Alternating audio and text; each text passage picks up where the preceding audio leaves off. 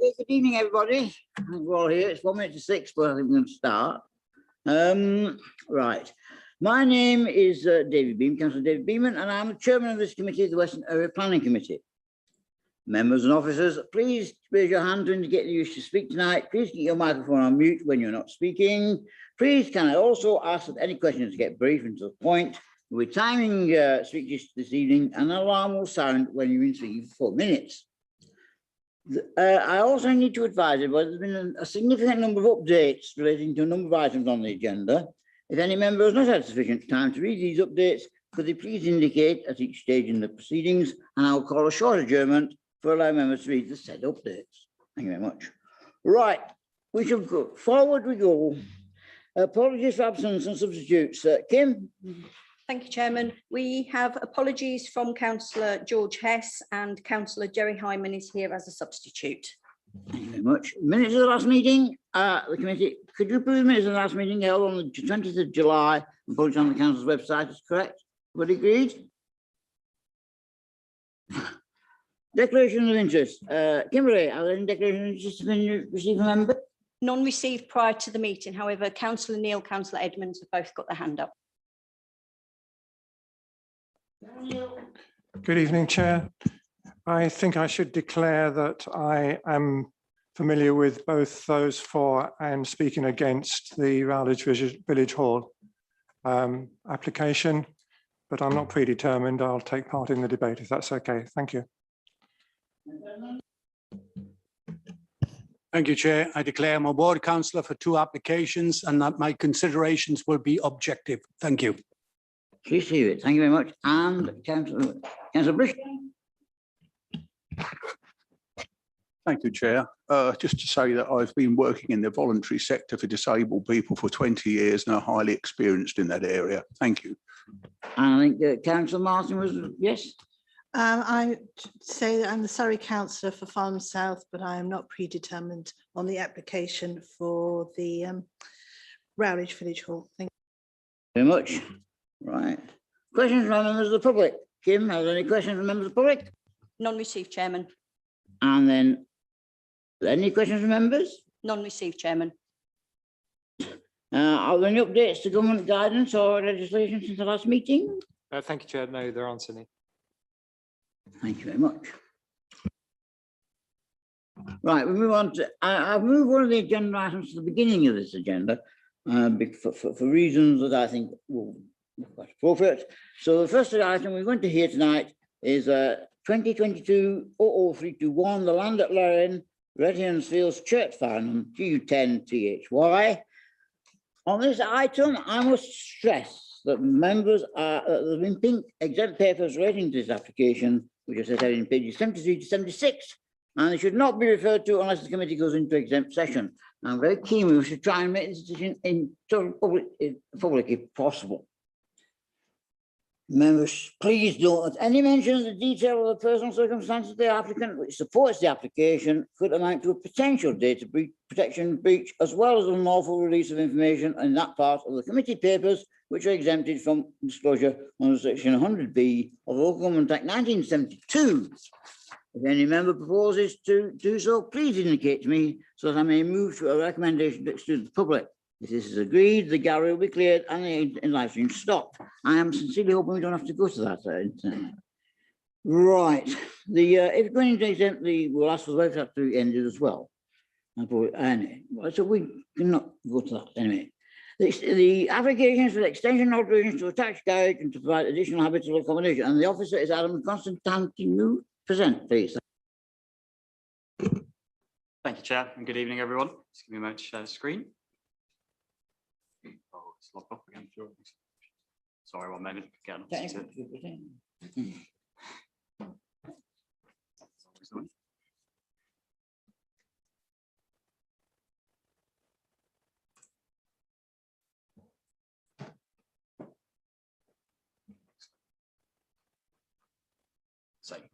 Thank you, everyone. This application is under consideration of committee. Is at Lorraine, which proposes a first floor extension and alterations to the attached garage to provide additional habitable accommodation.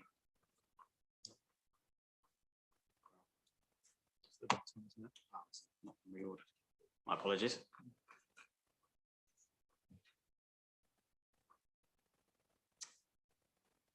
There we go. Sorry, apologies about that. The application site is located to the west of Red Hern Fields in Churt. Property is a detached two-storey dwelling house with an attached double garage. The character of the area is semi-rural, located within the Greenbelt rural settlement of Churt, the Surrey Hills area of outstanding natural beauty, and an area of great landscape value. Sorry.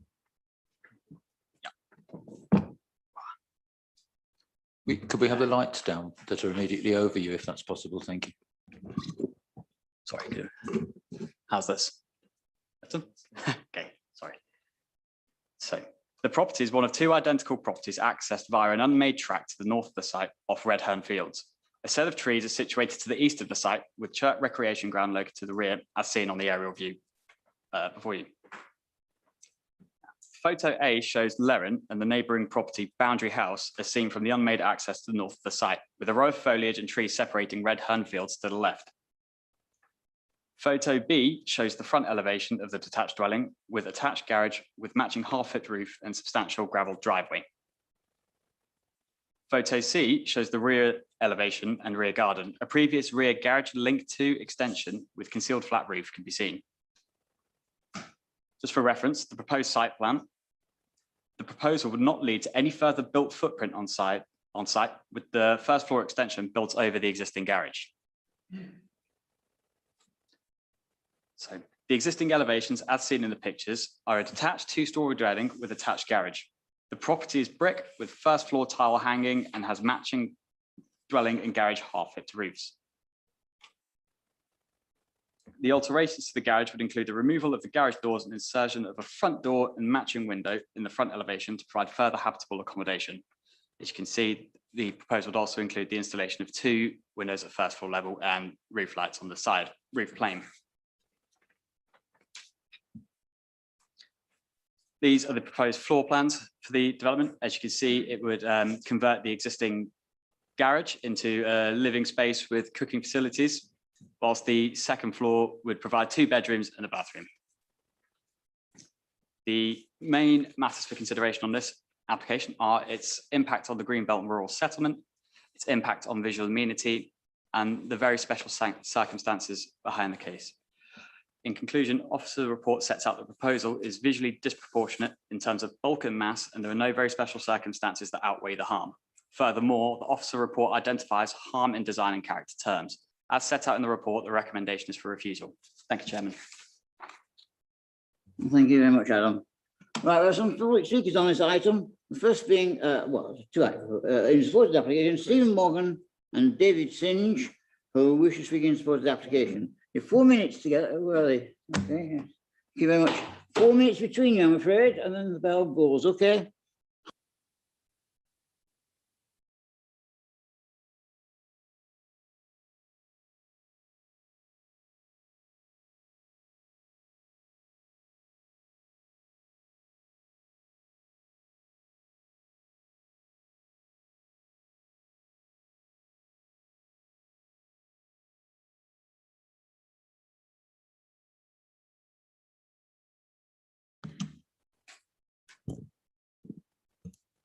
Good evening, Chairman and Committee. The objective of our plan is to provide a living space for our severely autistic son, James, to live independent of his parents and supported by carers. For James, any significant change in his life is traumatic and can send him into a spiral of anxiety, leading to behavioural issues and decline in well-being. We have seen this a number of times in the past. Significantly, James spent 3 years in residential schooling in 2 locations. These were hard times for James and resulted in severe anxiety and health issues for him during that period.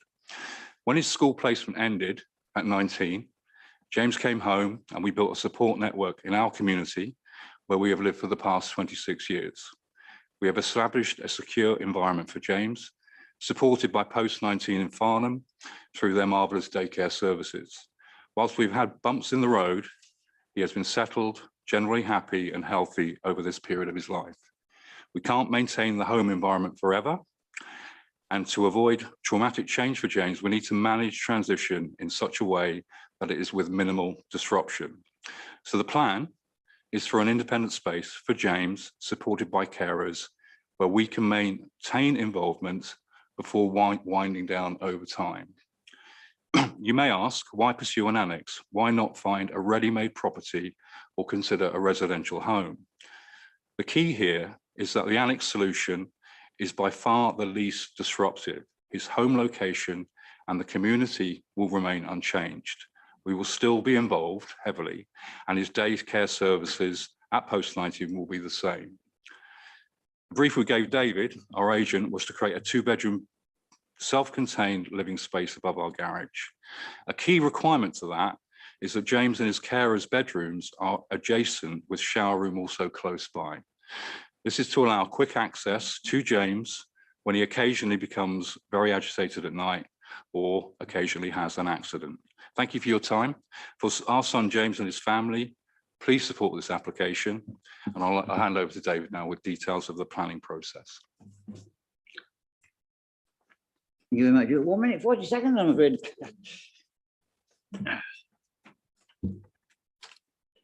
Good afternoon, committee and chairman.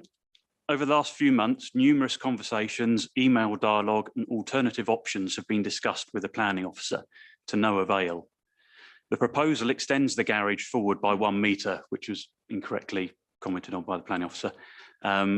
We have an increased height of approximately 1.8 metres, with a 3 degrees shallower roof pitch than the existing.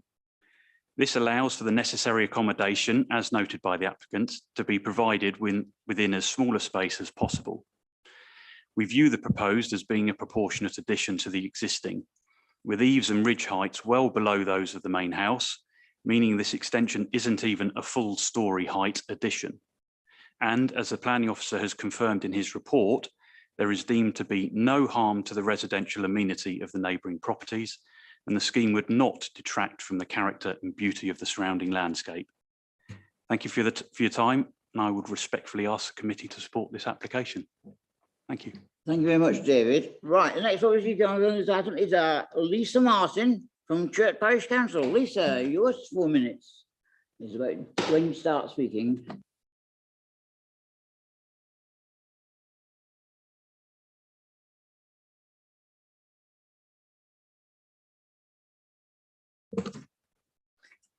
Thank you very much, and good evening, Chair and committee members.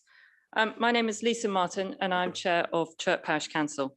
I'm here today to let you know that this application has unanimous support from all members of Church Parish Council. When we as a parish council review planning applications, we primarily focus on 2 issues.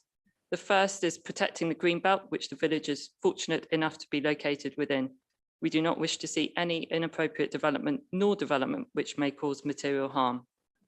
We also want to understand the views of church residents to any development affecting them and support them when appropriate. In this case, Mr. and Mrs. Morgan have attended 2 parish council meetings, helpfully briefing us ahead of the planning application first coming before us, and subsequently, when they understood it may be refused, they came to the meeting again. We do not think the application causes any material harm to the Greenbelt. We have considered if it would set an unhelpful precedent and have determined that it does not. In this case, there is a clearly evidenced medical, health and well-being need. By allowing this development to go ahead, it will allow the family to remain in their home and their son to transition to live a slightly more independent but supported life. The family have lived in the village for more than 15 years and in a neighbouring village before that, and this will enable them to remain a part of the village and our community.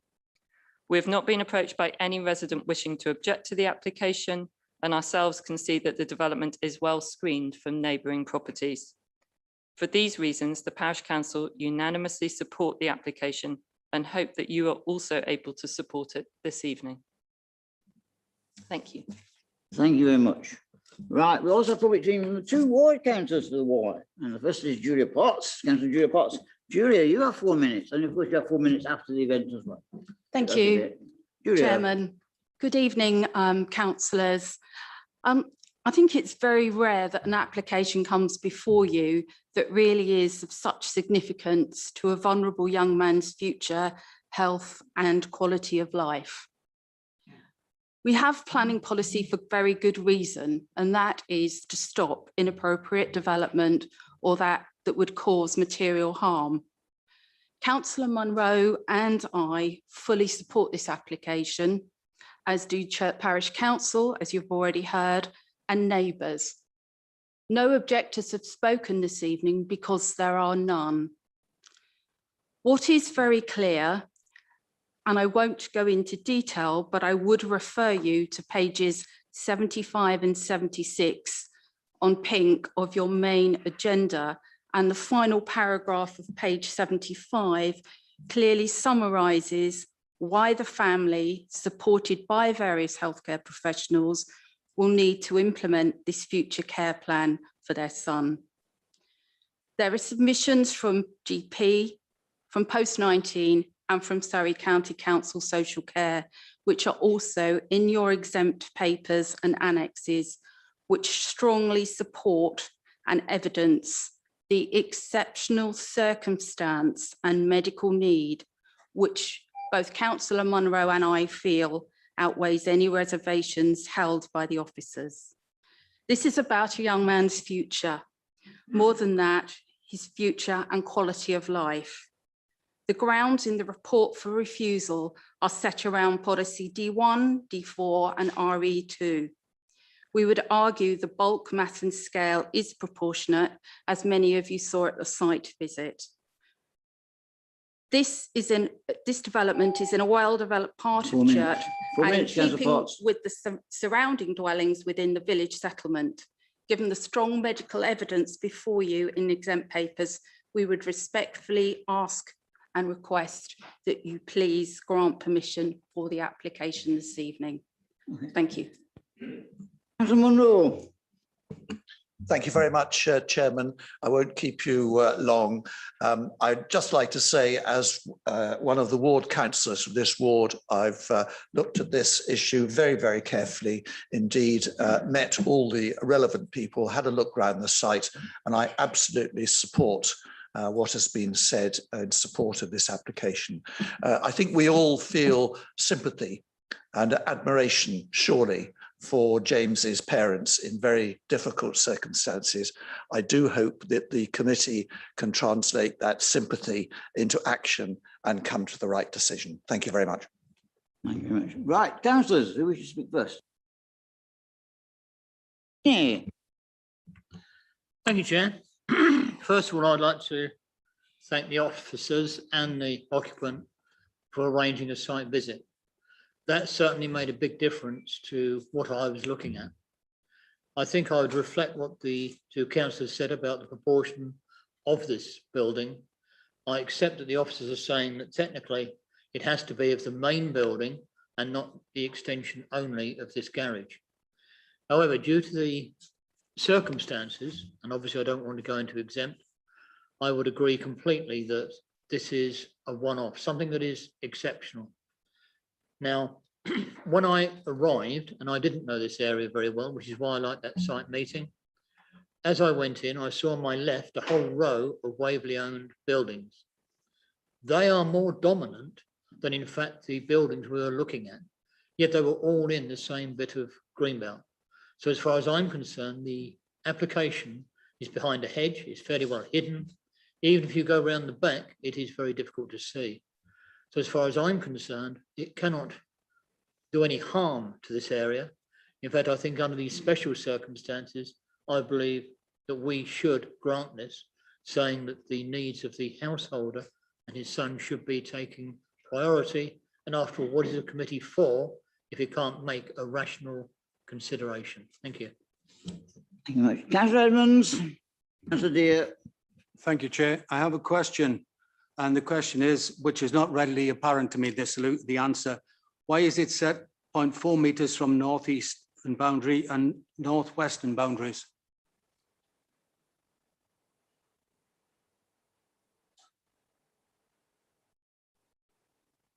Thank you, Chair. Can you clarify exactly what you're referring to there? Why is it a certain dimension you're questioning? Sorry, I can't hear you. clearly. All right, sorry. On page 55, there's a talk about 0.4 meter from the northeastern and northwestern boundaries. I'm just questioning, why is it so close to the boundary?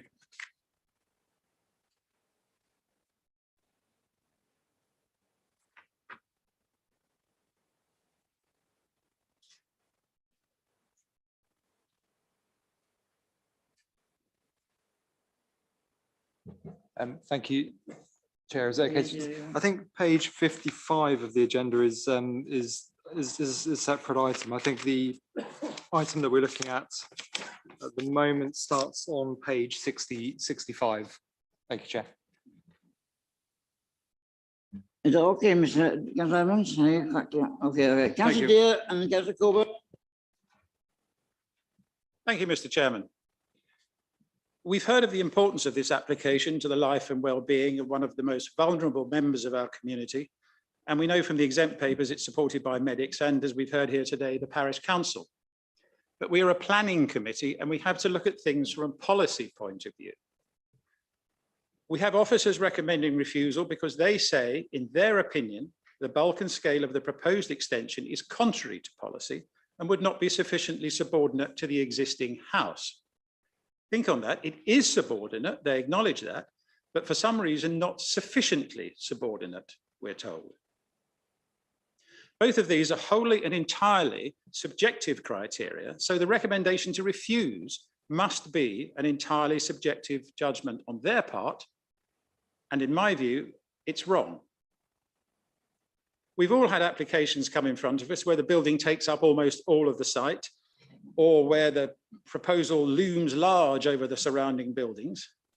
Neighbours are up in arms, and we as an experienced committee have seen enough to know that quoted policies D1 and D4 are there to defend residents from over-exploitation of land and to disadvantage neighbours in those cases. But as Councillor Rubini, I joined him on the site visit last week, and to my mind, this is clearly not one of those. Do we have neighbours complaining about the scale of the building? No, we have neighbours supporting it. Do we have neighbours complaining about the mass or bulk of the building? No, we have neighbours supporting it. The householder wants to increase the height of his garage by about 1.8 metres, that's about 5'10", to provide living facilities for his autistic son. That's an amount way below the main roof height, completely subordinate. Now, you may well think that 5'10" is a trivial amount, but this is the green belt. But as the NPPF says at paragraph 149, extensions and alterations of a building is permitted, provided that it does not result in disproportionate additions over and above the size of the original building. And this simply doesn't. It falls foul of no other planning policies, and I think what's proposed is entirely acceptable in planning terms. It's surrounded on two sides by hedges and trees, as Councillor Rubini mentioned, that obscure it from all public view. There's no increase in the building footprint and no disruptive groundworks. Permission here would set no sort of dangerous precedent. The other aspect is that participation in their communities is what all people are entitled to, particularly the vulnerable. The right to live in their own homes, the right to live with the people they choose to live with, not with strangers in an institution at the state's expense. Having a home, feeling involved, having a reliable support network means that vulnerable people can live on ordinary, familiar streets with their families. That's what this application seeks to achieve. No one person's care and support needs are the same. They all need to be personalised and built around the strengths of what they can do. Personalisation is the golden thread that runs through all good social care and is proven to be the best way to achieve good outcomes and good qualities of life. The best personalisation is the adaptation of someone's current home. And I can't think of a better way to achieve that than by rejecting the recommendation and voting in support of the application in front of us tonight. Thank you, Mr. Chairman. Thank you. Councillor Coburn and Councillor Key and then Councillor Hyman. Councillor Coburn. When I was first on this committee many years ago, an application very similar to this came in, and to a man and woman, it was refused. And I, being very green and new, couldn't understand why it wasn't. And then somebody explained to me that the application goes with the land. That's what you look at when you're looking at an application. You look at policy and you look at the land. And to state that an application will not create a precedent is just not true. It does. The fact that we give it permission or not creates a precedent.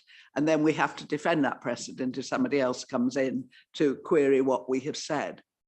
I'm in a real dilemma on this one because I have spoken up for the green belt, I don't know how many times in the last 6 months or a year. And I do feel that we have a duty to protect the green belt. When we're looking at a planning application, we have to look at its context and see whether or not within that context it is acceptable. I think there is a solution. I don't think this is necessarily the solution in this particular situation. I'll wait. I really am swithering on this one, but my instinct is always policy first, because that is what we are meant to do, and we are meant to be consistent in our policy making. So, you know, we have got special circumstances, but then somebody else could argue a special circumstance that is different but equal. And, you know, I find this very, very difficult because, as I say, my very first experience of this to a man and woman was policy first and then sort out the issue afterwards. So I am much more sympathetic to the officers' recommendation on this than other members seem to be. Thank you very much, Councillor Coburn. Right, Councillor Keane, then Councillor Hyman, then Councillor Mulliner. Thank you, Chairman. Well, I can well understand Councillor Coburn being very protective of the green belt. We all are. And looking at the plans for this extension, it doesn't really go further into the green belt. It's an extension up. So therefore, I don't see that there is much more of an impact.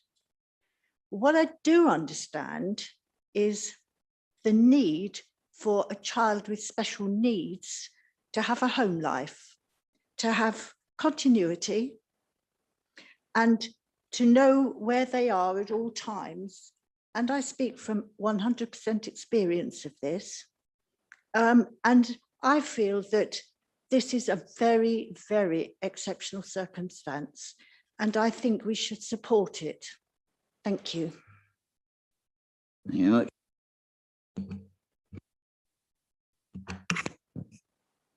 Thank you, Chairman. And yes, I'm sorry, I didn't. I was unable to make it to the site visit, so I'm working a little bit blind. But I have, as a sub, I've spent quite a lot of time on the committee papers, and I felt, I must admit, very much the same as Councillor Coburn, in that our officers would certainly not be bringing this forward with a recommendation to refuse if they didn't have good reason to do so. And I would agree with Councillor Coburn that in policy terms, I think, in my view, they are right. The officers are right. It's about defensible decision making, and we do have to be careful. Now, that said, having really thought about this, because it is incredibly difficult, there is an element of setting precedents, as Councillor Coburn has said, is her main concern.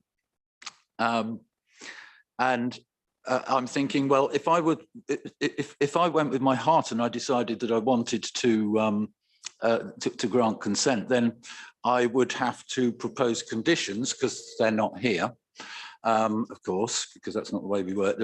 To propose conditions and whatever before I really knew what I wanted to do. I would, for instance, want to know whether the concern that is mentioned in the officer report in respect of the views from the cricket club or from the Church Pavilion, that there would be perhaps a requirement for semi-mature deciduous planting that could be put in on the applicant's land, or a payment to whoever the landowners are, the parish council or Waverley or whatever, to do so suitably, so that that view was not a consideration. I don't know that there are any other great worries about this other than the issue of, is it something which we should be doing because of the precedent that it could set? And if officers are saying, and they haven't said it straight in this, so in a way I'm asking a question, if officers are saying that personal circumstances are not a policy consideration, when I woke up this morning, I thought, well, hang on, they are if we're talking about gypsies and traveller encampments. They are when we're talking about other applications that come before us, actually, but personal circumstances are a consideration. And why would I want this applicant to be disadvantaged because they're not a gypsy and traveller? Which is, you know, so it's a bit of a mix-up. This is, I am minded to, I mean, on the basis, on an assumption that there would be a requirement that this was strictly ancillary. I don't know whether we can put in a condition that says no subletting. We don't want planning creep to come from this, certainly. Then, you know, I would be minded to say that actually I got into this because it's about people and caring about people, and no policy is our number one constraint. Law actually is the number one constraint, and I don't have a problem with the law making any constraint on this. Policy is something you interpret as you want to very often, or inspectors do. It's to our detriment. I think that actually policy here, as far as I'm concerned, does not prevent us from granting consent, provided that we make sure that the concerns which are outlined in the officer report are negligible or not really a valid consideration. So can I ask, can we put in a tree planting and maintenance condition?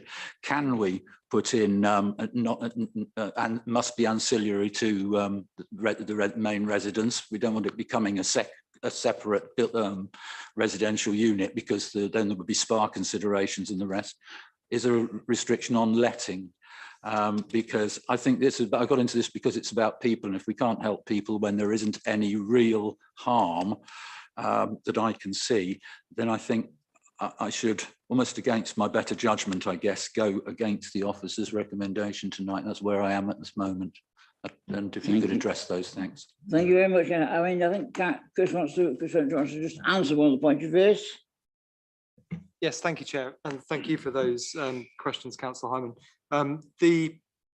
I'll address each one of them in turn. First was the whether very special circumstances can include any personal circumstances.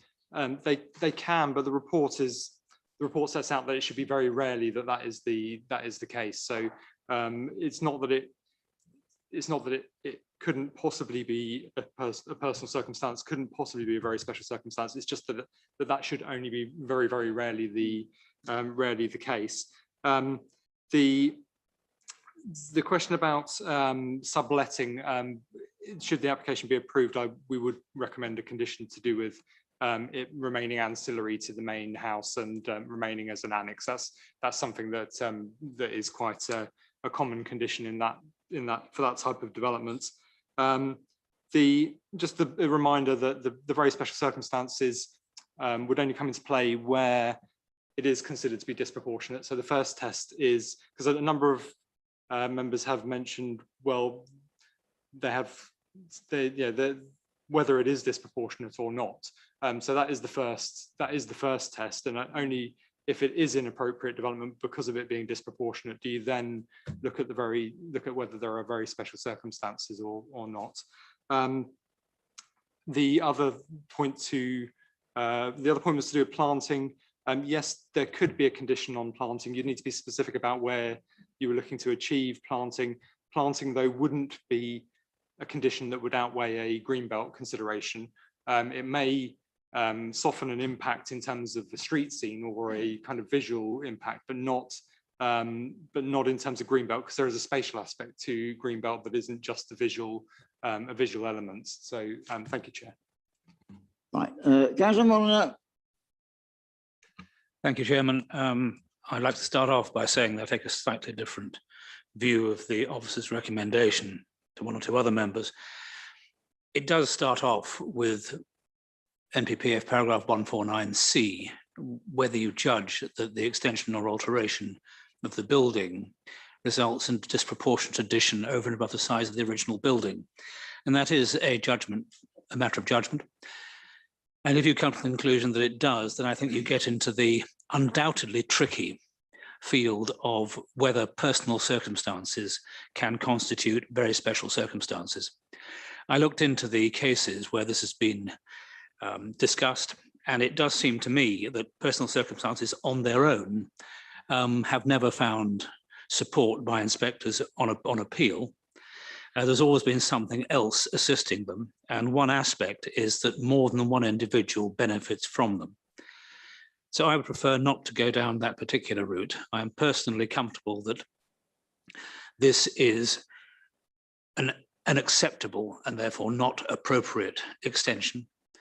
I'm also aware that Greenbelt comes in various subjective levels of importance, and of course Churt is washed over by the Greenbelt, so we are talking about a residential area. And although I couldn't make the site visit, I did drive up and have a look at the place myself, and I could understand why really it's in the heart of a small group of houses with a very large hedge separating it from the three on the other side of Redhern Fields. So I don't think the amount of harm is very great at all. And indeed, I think that the officers very fairly said there was no harm to residential amenity. So I am willing to oppose the officer's recommendation, but strictly on the grounds that I don't think this particular extension is disproportionate, and therefore it doesn't breach the Greenbelt rules. And I'm fortified, if you like, by the fact that given where it is, the amount of harm involved is either very small or almost nothing. But I do think that just to rely on personal circumstances to justify any departure from policy would be a dangerous attitude for any committee to take. And I sympathise with Councillor Coburn, who was counselling caution. But I don't think we actually have to go there. And I'm going to base my support for the application on the grounds of 149C, and not because I think personal circumstances act as a get-out clause. Thank you very much. Thank you very much, very helpful. Councillor Bishop. Thank you, Chair. I've been scribbling notes because, as you know, I'm disabled and I've got virtually no memory. So I'll refer to those. I've listened to everything that's been said here, and I've read the print off this, so I'm pretty familiar with it. I note it's been refused. Now, as you know, Chair, I've worked in the voluntary sector for over 20 years now for disabled people, so I'm pretty experienced.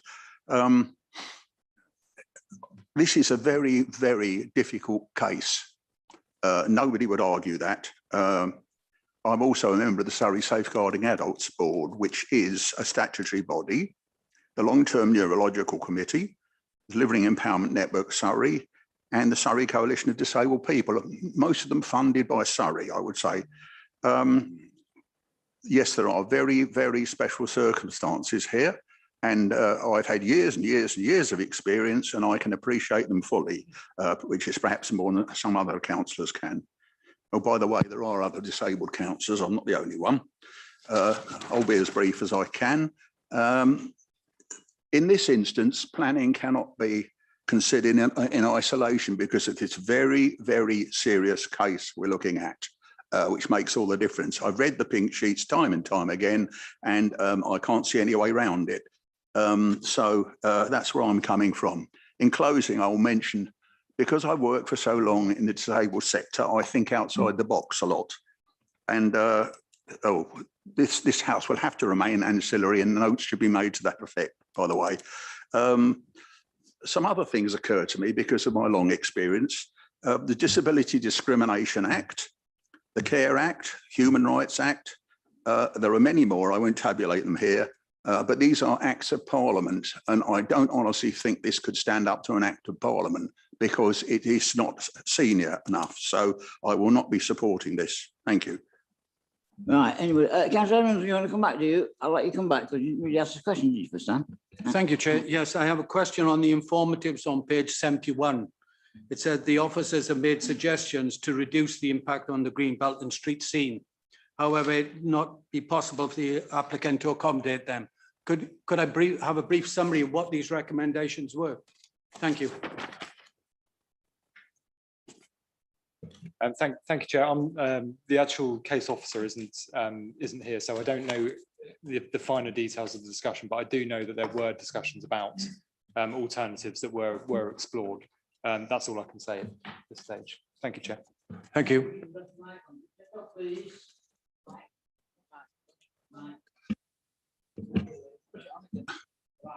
Hang on.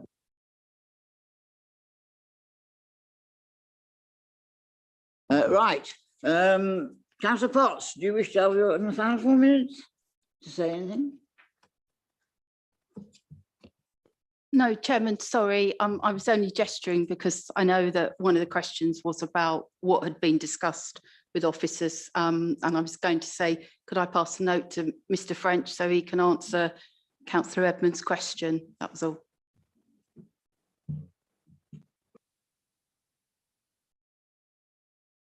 Councillor Munro, do you wish to add anything? I don't think I heard you, Chairman. Was that addressed to me? Yes, yes, Councillor Munro, your turn. Thank you very much indeed, Chairman. I'm sure that no one has been left unmoved. I certainly haven't about the further exploration of the very special circumstances that do exist on this application. But of course, the question is, do those very special circumstances actually outweigh the other circumstances? And could I just remind the committee where we first started? The officer said quite rightly that there were three aspects: the impact on the green belt. We've heard that in practical terms, we've heard powerful speech by the parish council that they are very happy with that, and they do not think in practical terms there is an impact there. That is not to discount it, of course. Naturally, we're all experienced enough to know that. The visual amenity as a second one, that seems again to have been dealt with very thoroughly, and I've not heard anyone say, and certainly don't agree, that the visual amenity of the village itself or of the neighbourhood will be really at all compromised, or very little compromised by this. And so we come to this very special circumstances, and that of course is a judgment for individual members of the committee. One thing that was said, I think it was by Councillor Coburn, again quite rightly, will this set a precedent if this application is permitted? I have been on a planning committee in Waverley. I'm not at the moment, of course, for decades. I have only come across this circumstance twice before, and one was refused and one was permitted, and the refusal actually didn't stand up in subsequent proceedings. I truly don't believe that this will set a precedent in any way whatsoever. Exceptional, very special, mean what they say, and surely in this case that is absolutely the case. Chairman, I think I've said enough here. The arguments and the judgment call is pretty clear, and good luck with your deliberations and decisions. Thank you very much. Just a minute, I just need to have a consultation with the...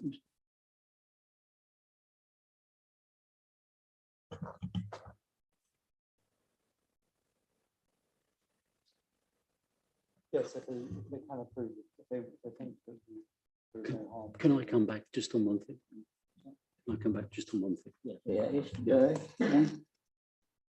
Thank you, Chairman. Councillor Mulliner, I've just been looking at a work called Interpreting the National Planning Policy Framework by Alistair Mills, leading planning council.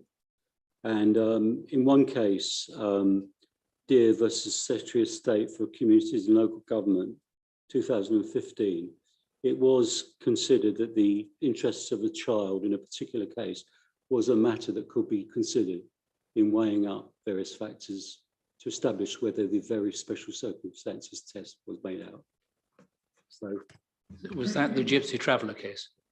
That was a case of Deer versus the Secretary of State for Communities and Local Government, and the citation is 2015 EWHC 29 Admin Court. Yeah, I think it's what I've looked at, and there were several children who were going to Yes, so interest of it, yeah, I think I've made the point. Right. We shall move to the first, but well, the recommendation is that subject to the reasons set out in the report, permission be refused. I would stress that if you vote for it, you're for refusal of the application. If you vote against it, you're for approval of it. Well, you're not really going to refuse it. So those who wish to refuse the application for the reasons set out, please raise your hands. 0. For those who wish to vote against the refusal, could you please raise your hands, please? Okay.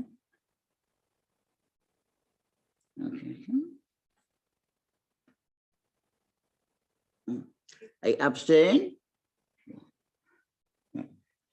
Okay. Thank you. Reasons for refusal? Okay, we now. May I make an alternative proposal, Mr. Chairman? Yes, indeed, Councillor. May I propose that the application is approved as submitted? Having heard the contribution other members have made, they haven't been on site, and I think any discussion of trees is going to be very difficult. It's a small garden. It's heavily treed and hedged already, but I strongly suspect no one's going to object to any condition that makes it ancillary to the existing dwelling house. Thank you, Mr. Chairman. Do you have a second of that? Councillor Coleman, you should second that, do you? Or do you speak to it? Well, no, I was just going to second it, but I was going to stress that we have to put in the strict conditions about the ancillary use, because that's the bit that really worries me. And I do know what's in the pipeline. Yes, no, I'm just agreeing with you, Councillor Dear, and I'm allowed to say so. And if you like, I'll carry on saying so.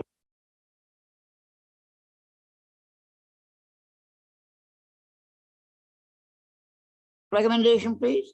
Those in favour, please raise their hands. Sorry, Chairman, can we assume other conditions are standard? If we could say other standard conditions.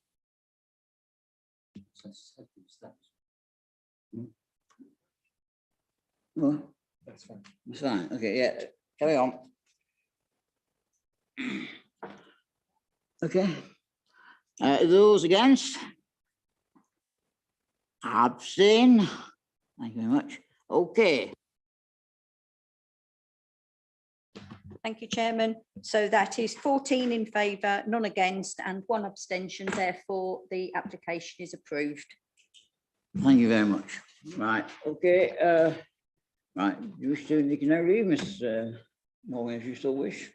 Yeah.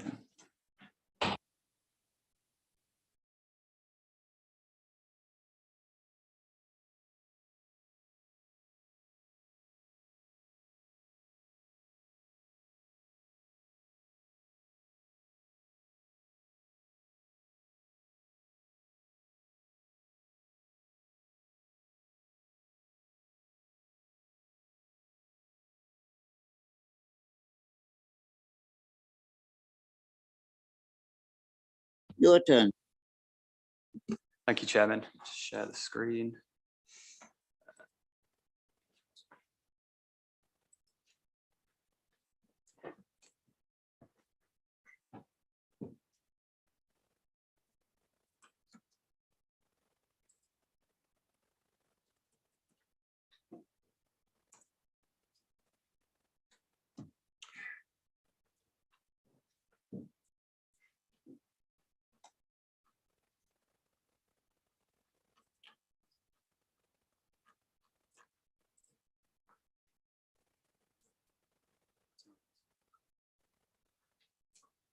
That's good.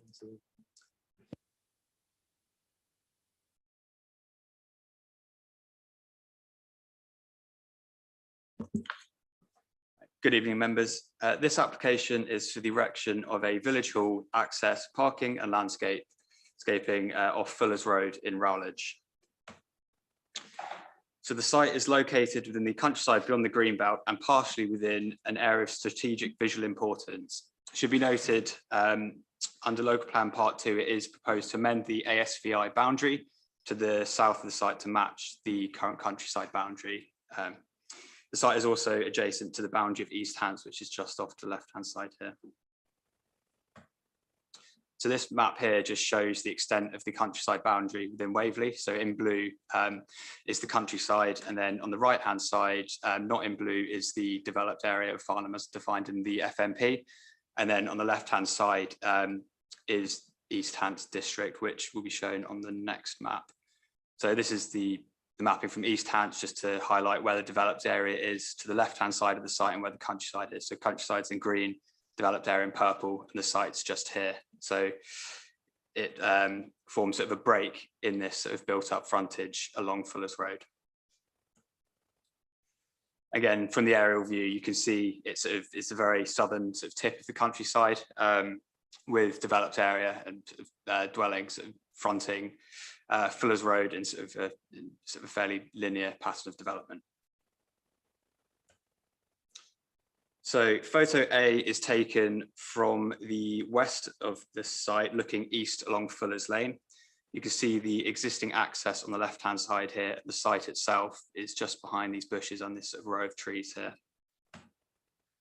And then photo B is taken from that existing access, looking west, sort of down Fuller's Road towards East Hants. Photo C shows the existing site. The site comprises of a large grassed area with trees along its boundaries. And photo D shows the southern boundary of the site, with trees and vegetation bounding Fuller's Road. And photo E is taken from that access road, sort of approximately where the new access will be for the site, which will then lead up to Fuller's Road up here. So this is the proposed site plan, shows the building is located sort of more on the eastern part of the site, with 20 car parking spaces on the west, and it's grassed area to the north and south. So these are the proposed southwest and northwest elevations. The building features a 2-story gable and a 1-story gable linked with a flat roofed portion. And here are the other proposed elevations. And this is the proposed view from the street. So the main matters for consideration in the planning balance are the design and impact on the countryside beyond the Greenbelt, ASVI and visual amenity. For the reasons set out in the officers' report, it's considered by officers that is significantly harmful to these to the countryside, ASVI and visual amenity, and would bring harmful suburbanisation to the area. However, this is balanced against the provision of this community facility for the community. But overall, officers are recommending a refusal due to the conflict of the development plan not being outweighed by this material consideration. Thank you, Chairman. Thank you very much. Right, we have public speakers on this item as well. So first up is Mr. Mark Westcott. Mr. Mark Westcott, would you please come to and you have 4 minutes. This one. When you start speaking, of course.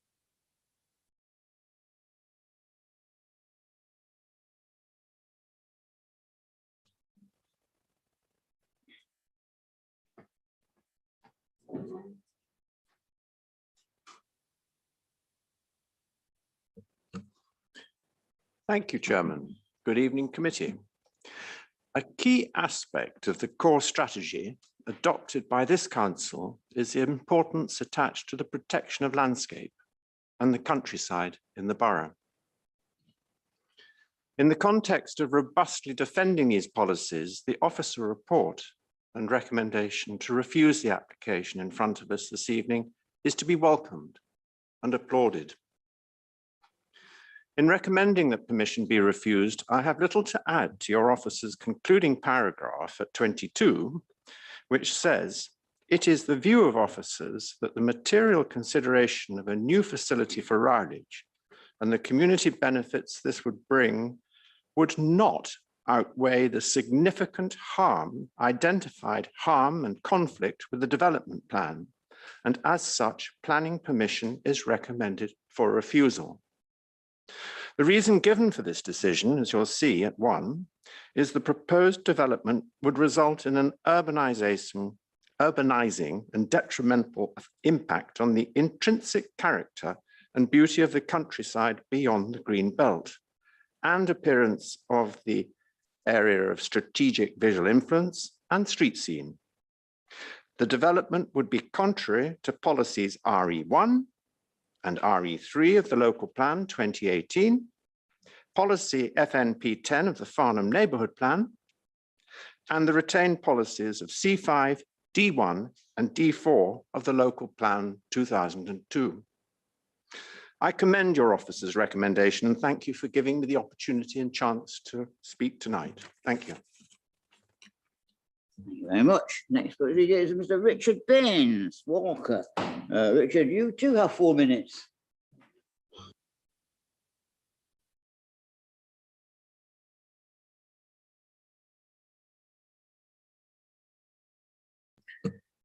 Good evening. I am Richard, Chairman of the Randledge Village Hall Trustees, a registered charity operated solely by local volunteers with the objective of providing the physical and mental well-being of the people of Randledge. You will see from the planning report that on all issues, on usual planning policy points, our proposal does very well. In the opinion of the case officer, with each main point supported by an expert consultant report. The main issue is weighing up the value of this important community facility against the potential harm to the southwest tip of the locally designated ASVI, which covers part of the site. Randledge Village Hall is over 100 years old and was built to be a temporary building. We have great affection for the existing hall, but much greater concern for the many various users it serves, such as scouts, cubs, playgroups, sport, local parties, Friday coffee morning, annual village competitions. And the fundamental problem is that the structure is too lightweight with no foundations. It's now beyond repair. And in fact, the hall is a wooden tent with a single layer of uninsulated walls and the floor that sits just above bare ground. The roof needs immediate replacement. We, the trustees, concluded there is no reasonable way of refurbishing the existing building and that the site is too small for a fit-for-purpose new building. Even if we tried, our users may never come back after a long shutdown. Our plan allows for a seamless transfer from old to new. In the hope of being successful with this application, we've kept the existing hall on life support through the last winter, but this can't go on. I feel that if we are refused this evening, many of the long-serving trustees and committee members will resign in despair. We are already few in numbers and overstretched, so it would be hard to replace them against the backdrop of a rapidly deteriorating building. Without this consent, the hope of renewal is the hall is likely to close quite soon. None of our opponents have shown any interest in taking it over. Ironically, the refusal of the planning application for a house on this site was something of a godsend for us. We've seen the sites perfect for our needs, and we couldn't afford to compete with any other sites which would be suitable for housing developers. We have £1.2 million in cash and assets towards the project costs. We knew that we were challenging the ASVI issue when we made this application, in the belief that this is the last and the best chance to save our Randledge Village Hall community. The ASVI in question lies between Wreckersham and Rowledge. The proposal site is a small tab to the southwest corner, and this site is currently a lawn side garden to a large house and is built up on all 4 sides. Behind the trees to the north, there's additional housing and a light industrial estate, and only the northeast corner has a small view through to the main ASVI. Furthermore, officers agree in the report's section on coalescence that there is no strategic logic to having a gap in the ribbon development pattern on Fuller's Road. The creation of an important community building on this site far outweighs the minor loss of a glancing countryside view. In reality, the change from private land to a publicly accessible garden would greatly enhance the view to the main ASVI and maintain that view forever. Please remember that the planning refused on this site was for a large private dwelling, an entirely different prospect from a new village hall. We ask you to support this overwhelmingly positive local view, backed up by evidence from our extensive planning application consultation, and give life to our plans for a new Rowledge Village Hall, which quite literally enhances the lives of residents from cradle to grave. Please help us take this once in a lifetime opportunity to secure a building that is suitable for the future of the village and for generations to come. Thank you, Chairman. Thank you very much. Right, we'll get another public speaker here. That's Councillor Peter Clark. You have 4 minutes now and 4 minutes afterwards, Peter Clark, if you so wish. Thank you, Chairman, and good evening, members of the committee. Coming to your decision this evening, you will be weighing two things in the planning balance. On the one side, any potential harm to the countryside, and on the other, the provision of a new facility for the village of Rowledge. Please remember that it is the case officer's interpretation of this planning balance as to whether the needs of the village outweigh the planning restrictions on the application site.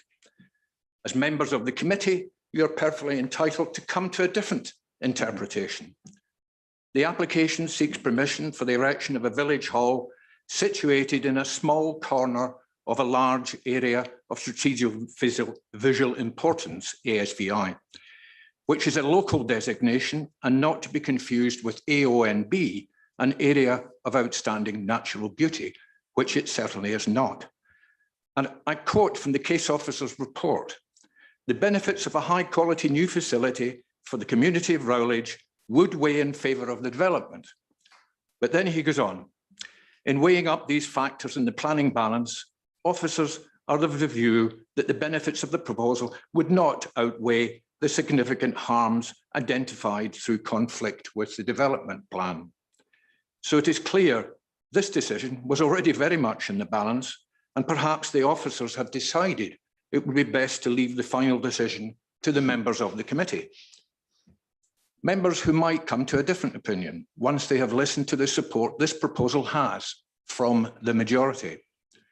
197 letters received, 47 objectors hope to maintain the status quo and protect the old hall, which, by the way, has now become a complete liability.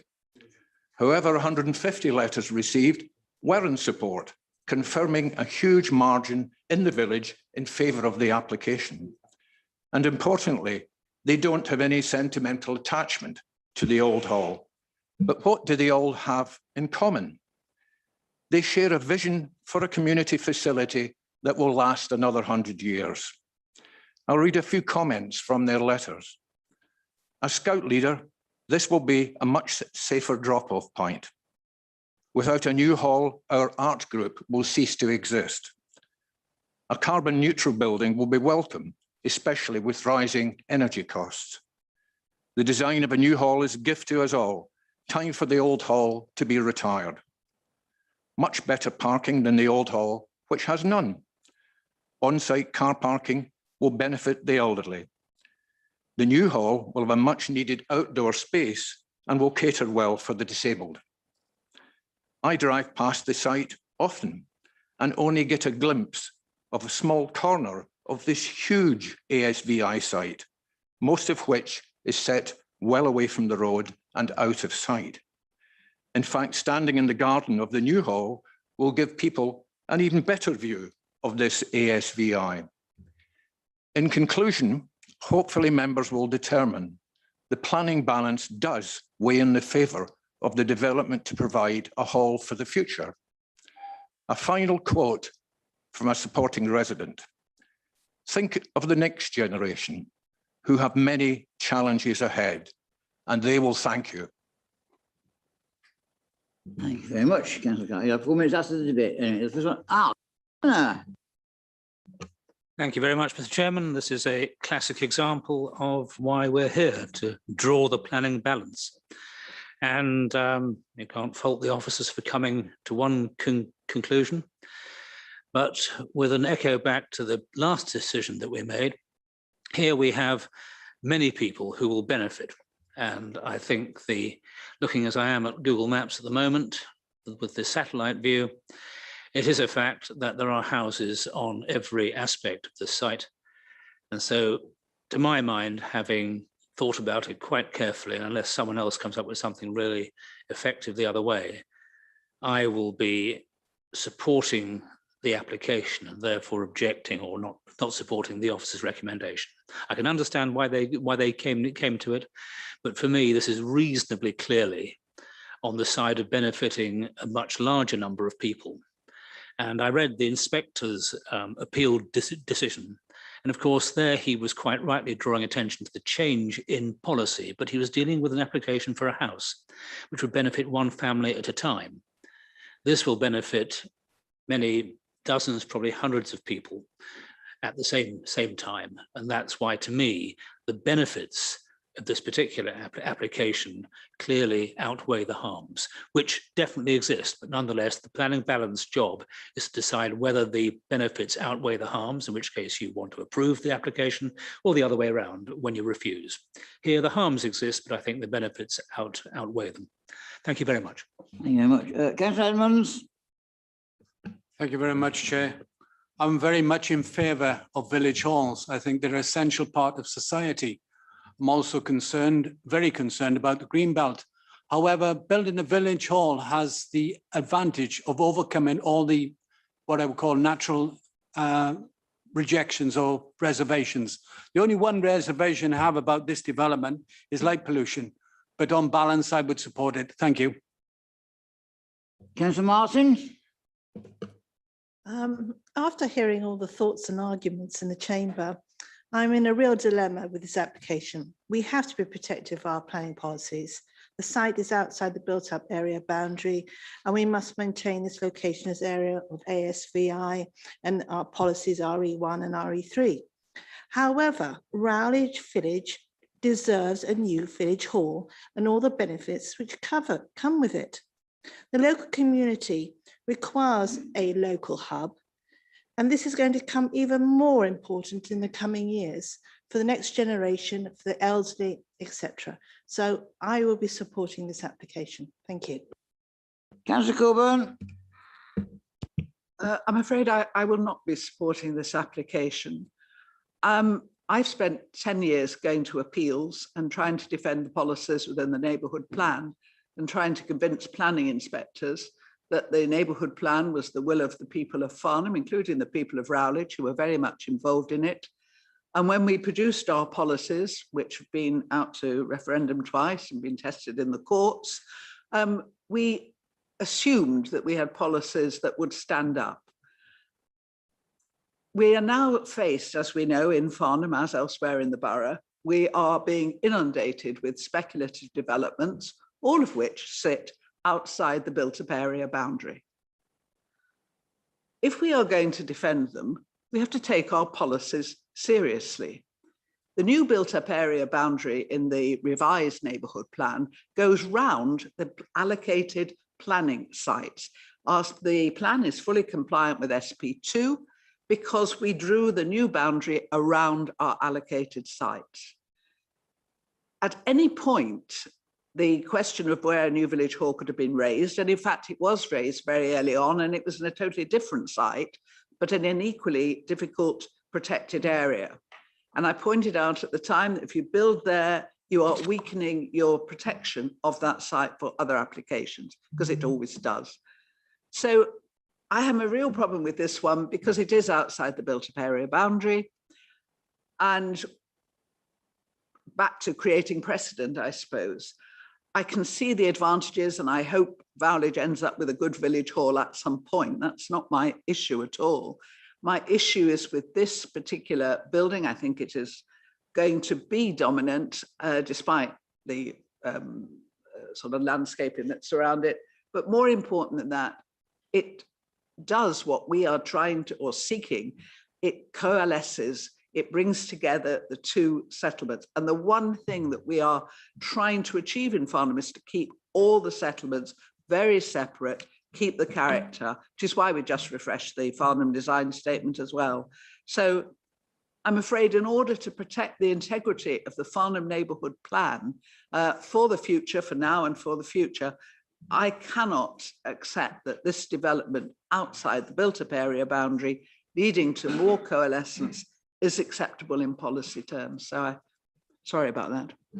Thank you very much. Councillor Hunt, then Councillor Hyman, then Councillor James. Thank you, Chairman. I support the building of this, which so I think I'm against what the officers are recommending. and taking on board the comments about the ASVI. I mean, as I think Councillor Mulliner may have said, you know, when you look at Fuller's Road and you look at the space this occupies, you know, I can't see how really adding a village hall there is going to do too much damage to the separation of the two sites, because there are houses all the way along that road. And this is essentially putting one building there. It's not like, you know, a development of 30 houses is going to be put there or whatever. So, you know, I understand the need to protect the ASVI and the countryside and all the rest of it, but I really can't see how placing one village hall there is going to make too much of a difference. And to be honest, I think community spaces and village halls are really, really needed, you know, for all generations and for people that live outside of town centres. A lot of community spaces, you know, have been closed down over the last sort of 12 years or so. Pubs are closing, and I think people really need somewhere to be able to congregate. And listening to the comments from the relevant councillors and the gentleman in support, you know, it does seem as though it's this place or bust. And I really do think that on balance, it should be supported. Thank you. Councillor Hyman. Yes, thank you, Chairman. I would take issue, I think, with some of the arguments that I've heard made in terms of standing up for policy. Yes, policy is important, but frankly, it's subsidiary to law, and we've got to make sure we're obeying the laws before we start talking about how we're going to use policy to protect us against speculative and inappropriate development.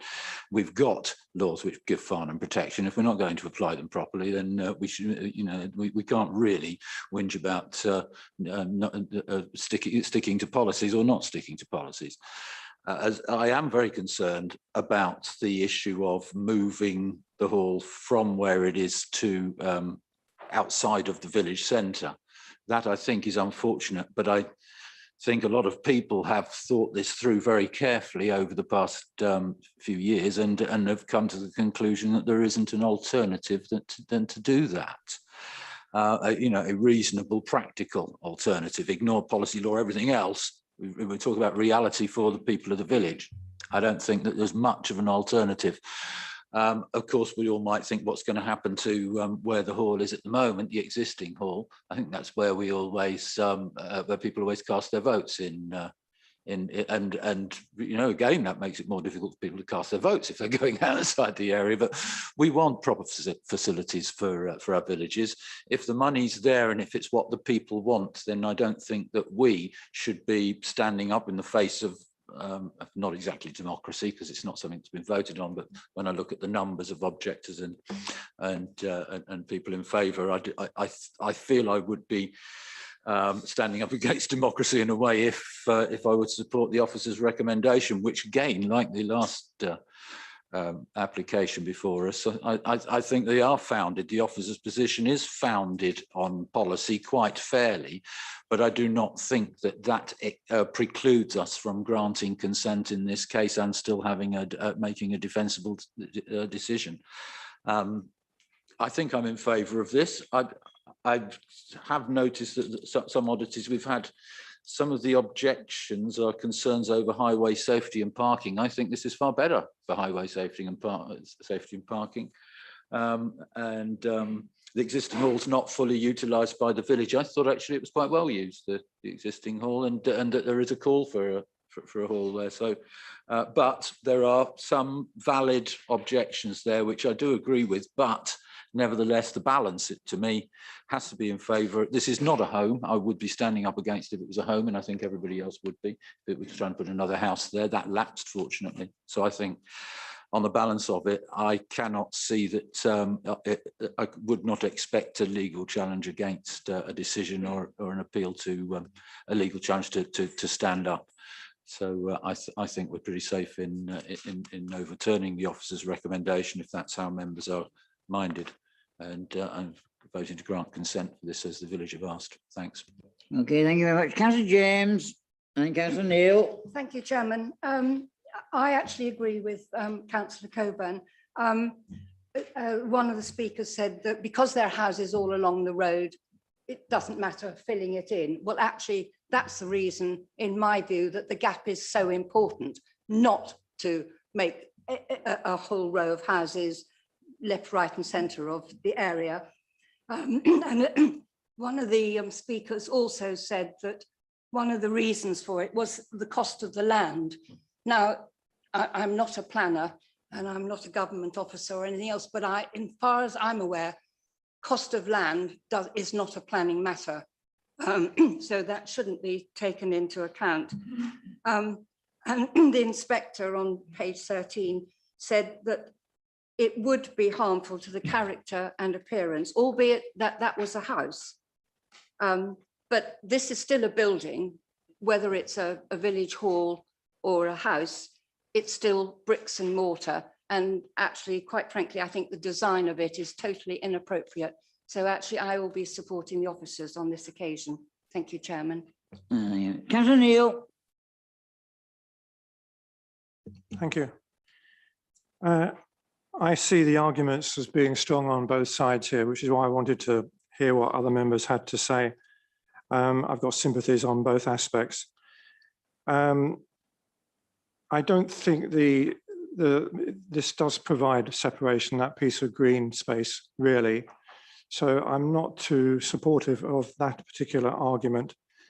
I am concerned on any situation where we're going against the policies that we've written, both in the development plan, in the neighbourhood plan.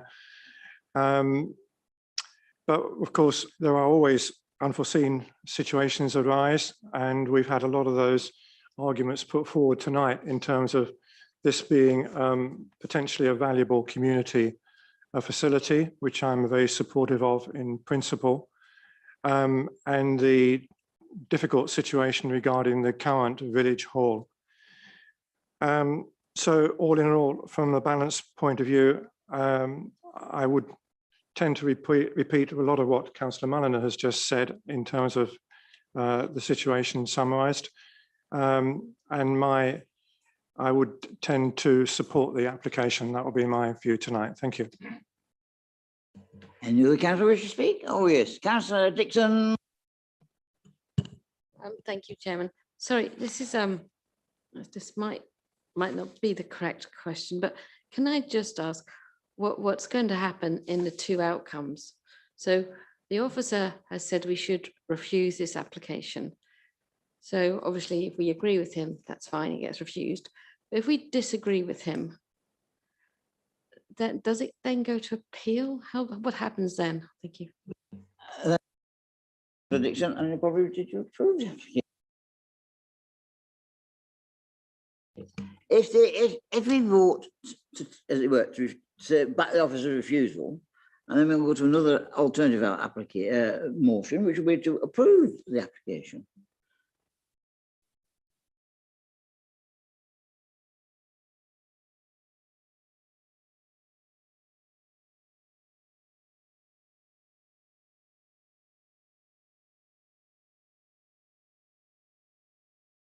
Clark, you should summarise.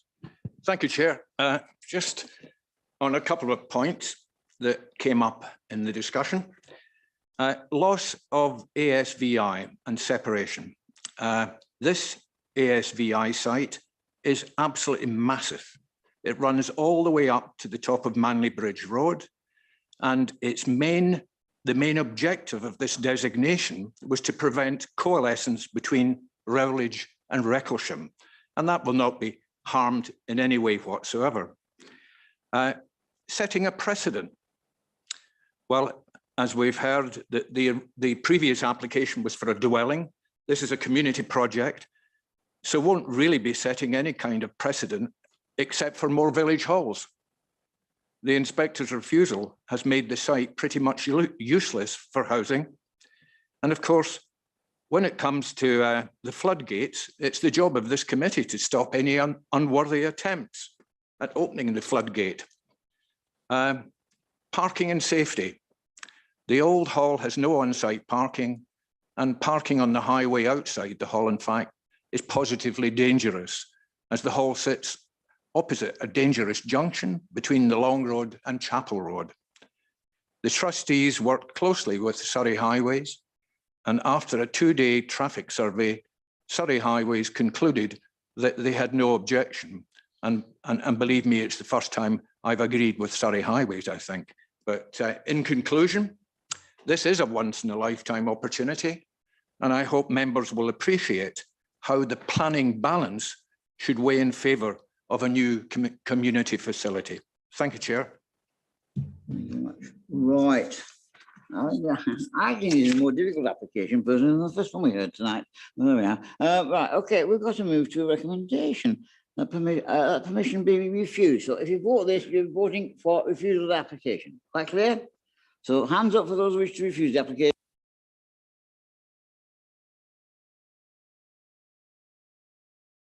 Approve? Well, no, when I say approve, I mean not refuse, you know what I mean? Yes.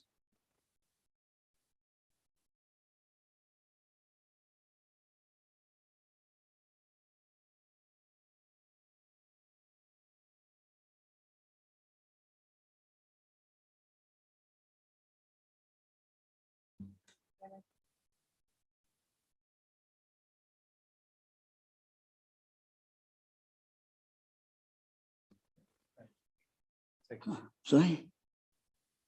The result, please, Kimberly. Thank you, Chairman. So that was 2 in favour of refusal, 12 against refusal, and no abstentions. Thank you.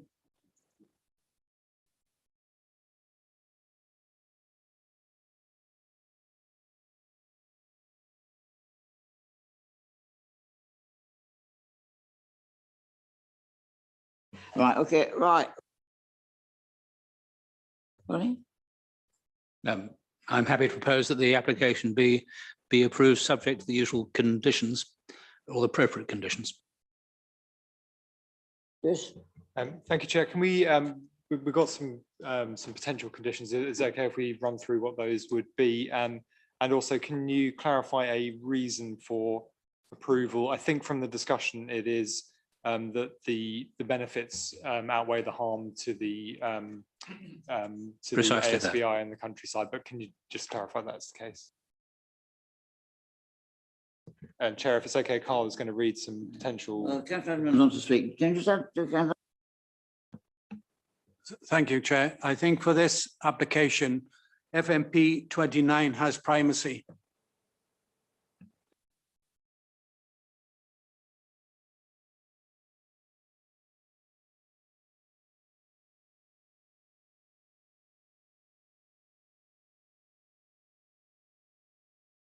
Okay.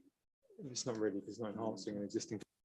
Thank you, Chair. Actually, FMP 29 doesn't quite fit neatly into this. I've actually got it on the screen here. It says buildings which provide cultural attractions or facilities to community halls will be retained and where appropriately enhanced. So I don't think it actually fits neatly with. I'm interpreting it that because you cannot retain the existing village hall, you must build the alternative. Therefore, we are retaining the village hall by building a new one.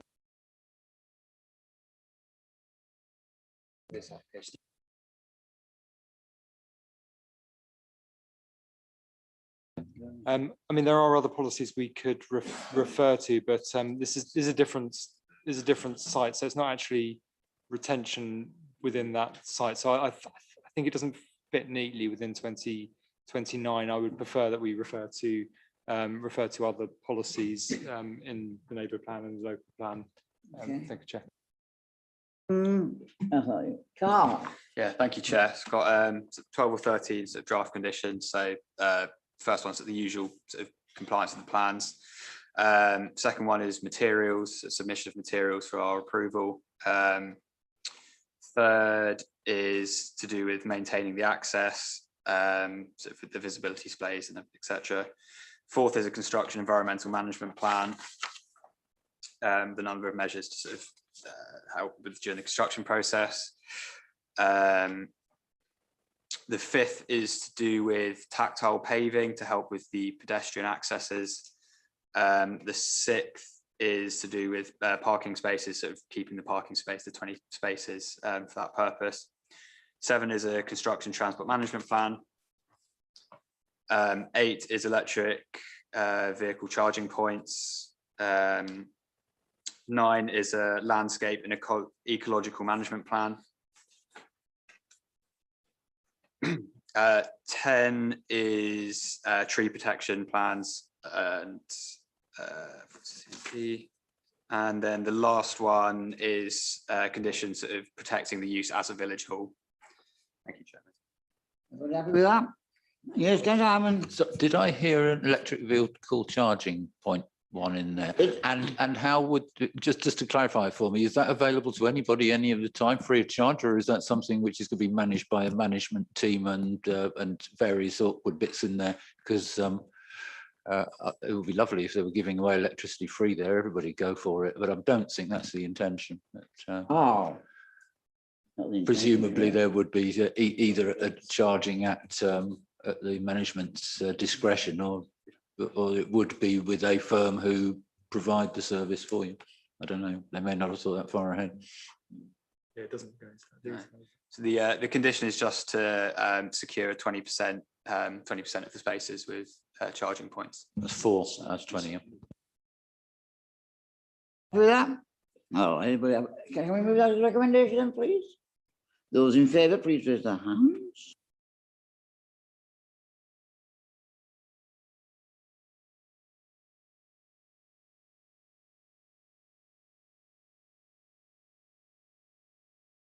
Those against?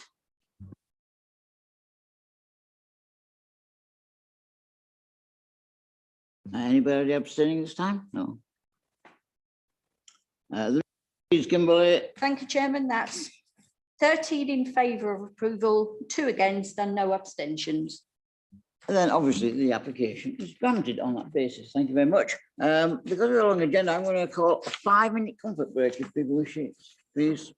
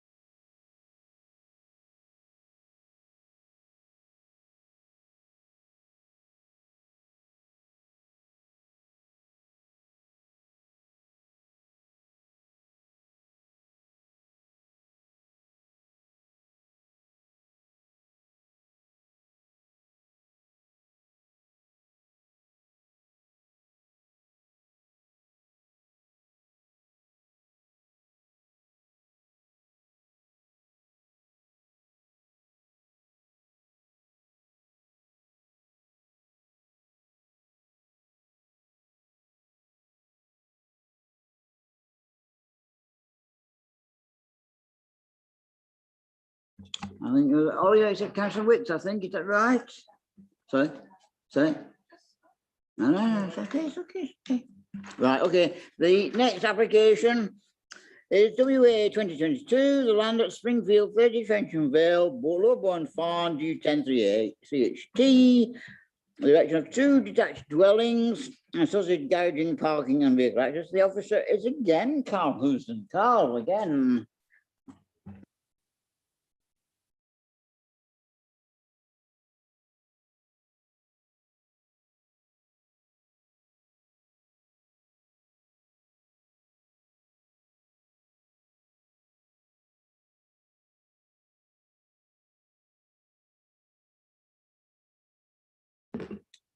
Thank you, Chairman. So this application seeks the erection of 2 detached dwellings and a garage, and it's sort of an extension to an existing access at Springfield, Frensham Vale, Lower Bourne. The site is situated within the countryside beyond the Greenbelt, with the developed area of Farnham just to the east, so just along to these houses here, and to the south, and further to the north as well. In the wider Springfield plot, the host dwelling itself in the middle. So it's not sharing. Sec.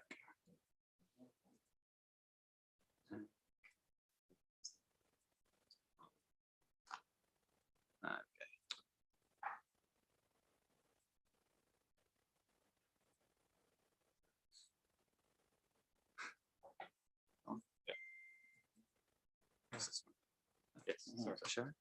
Yes. Apologies for that. So the existing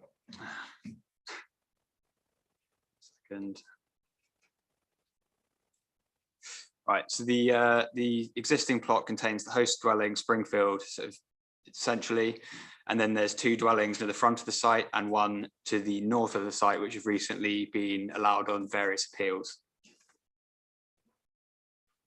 So this is the aerial view with the site sort of under the red pin. The whole sort of area, including in the developed area to the sort of south and east, is quite sort of verdant, and then there's sort of more sort of cul-de-sacs in the developed area just sort of around this part.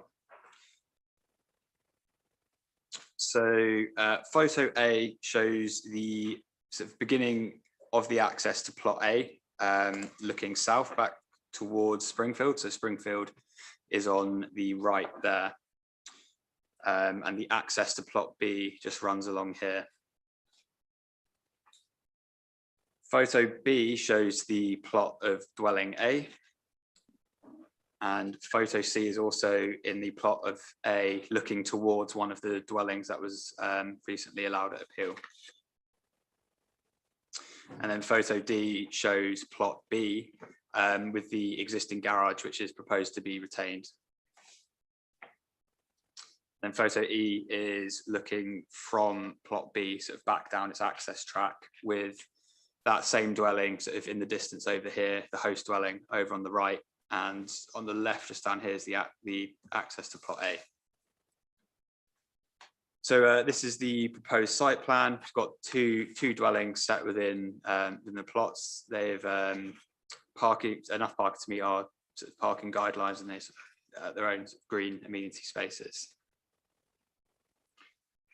And this is the elevations for the dwelling at plot A. It contains gable features. It's approximately 7.4 meters tall. It has a garage in this plot as well. And then photo B similarly has gable features and it's a bit taller, approximately 10 meters high. So the main matters of consideration are the location and impact on the countryside beyond the green belt.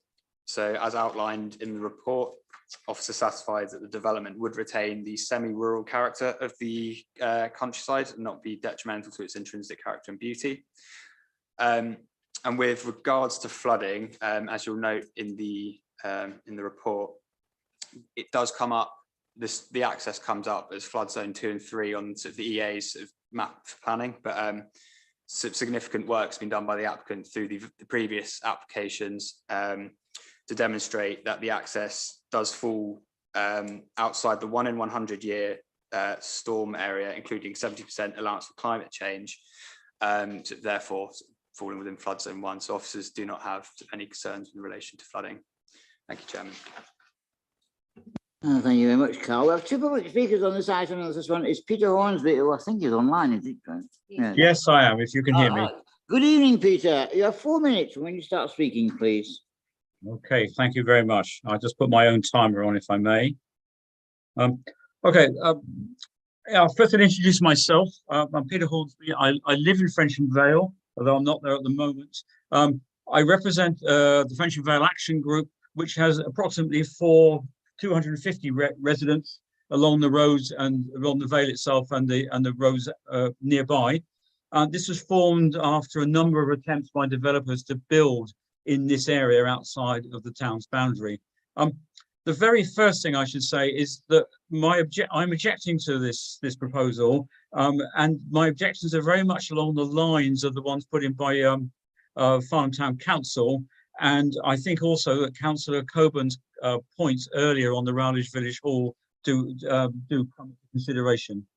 Key to this is the Farnham Neighbourhood Plan. It was encouraged by government. It was achieved by consensus by the Farnham residents. It was overwhelmingly endorsed, inspected, found to be properly formed, and has been adopted by Waverley. As now, it should be the cornerstone for assessing any planning application in this community and must carry a heavy weight. However, what I can't understand is that the planners, in recommending that this development should be allowed, have never taken this into consideration, nor the particular test of appropriateness set out in FNP 10, which basically says if the dwelling's outside the built-up area, then there's got to be special circumstances. Now, interestingly enough, the importance of the FNP and the importance of following its guidance was recently confirmed by the inspector in the appeal at the Gardeners Hill site nearby. That's WA 2020-1410. They specifically commented on 3 things. Firstly, planning should be generally plan-led. It should provide a platform for local people. It does. There's no shortage of sites or shortfall of targets in Waverley. The housing delivery test, the inspector admitted themselves in 2021, published 22, shows a rate for the borough of 109%. And there was another site, Badshot Lee, 2020-0651, where the same thing happened. But even when an application, and it also said, noted that the inspector at Gardeners Hill, even when an application's been passed, as it had been for 2 houses on this site, this doesn't mean to say that you can't refuse more. The people to make these decisions were those who make the FNP for the planners, not the developers. So this development's always been contrary to the plan, and it was outside the settlement boundary, destroys countryside, goes against the qualitative guidelines. I want you to note that this is not a case of NIMBYism. If the plan said it's okay to build down Frensham Vale, we'd be quite happy. But before I finish, I want to draw your attention to 2 other matters. The first is flooding. You've heard the inspector say, the planners say there's no problem with flooding. There's a massive problem with flooding. The site's flooded constantly over the last 20, 30 years. Frankly, we do not agree with the figures in the FRAs. We cannot. There are better figures. The EA's own figures show this. Secondly, a minor point perhaps, but the deeds of the house. They state that in the deeds there should be no more than 3 residences. This would make it 6. So in summary, my points are simple. If the FNP is to be respected, then we must turn this down. And by respecting it, it strengthens it, and it works for the whole of Farnham. Thank you very much. Thank you very much. Right, the other public speaker we have on this item is Karen Clark, here. Karen, you've got 4 minutes when you start speaking. Thank you.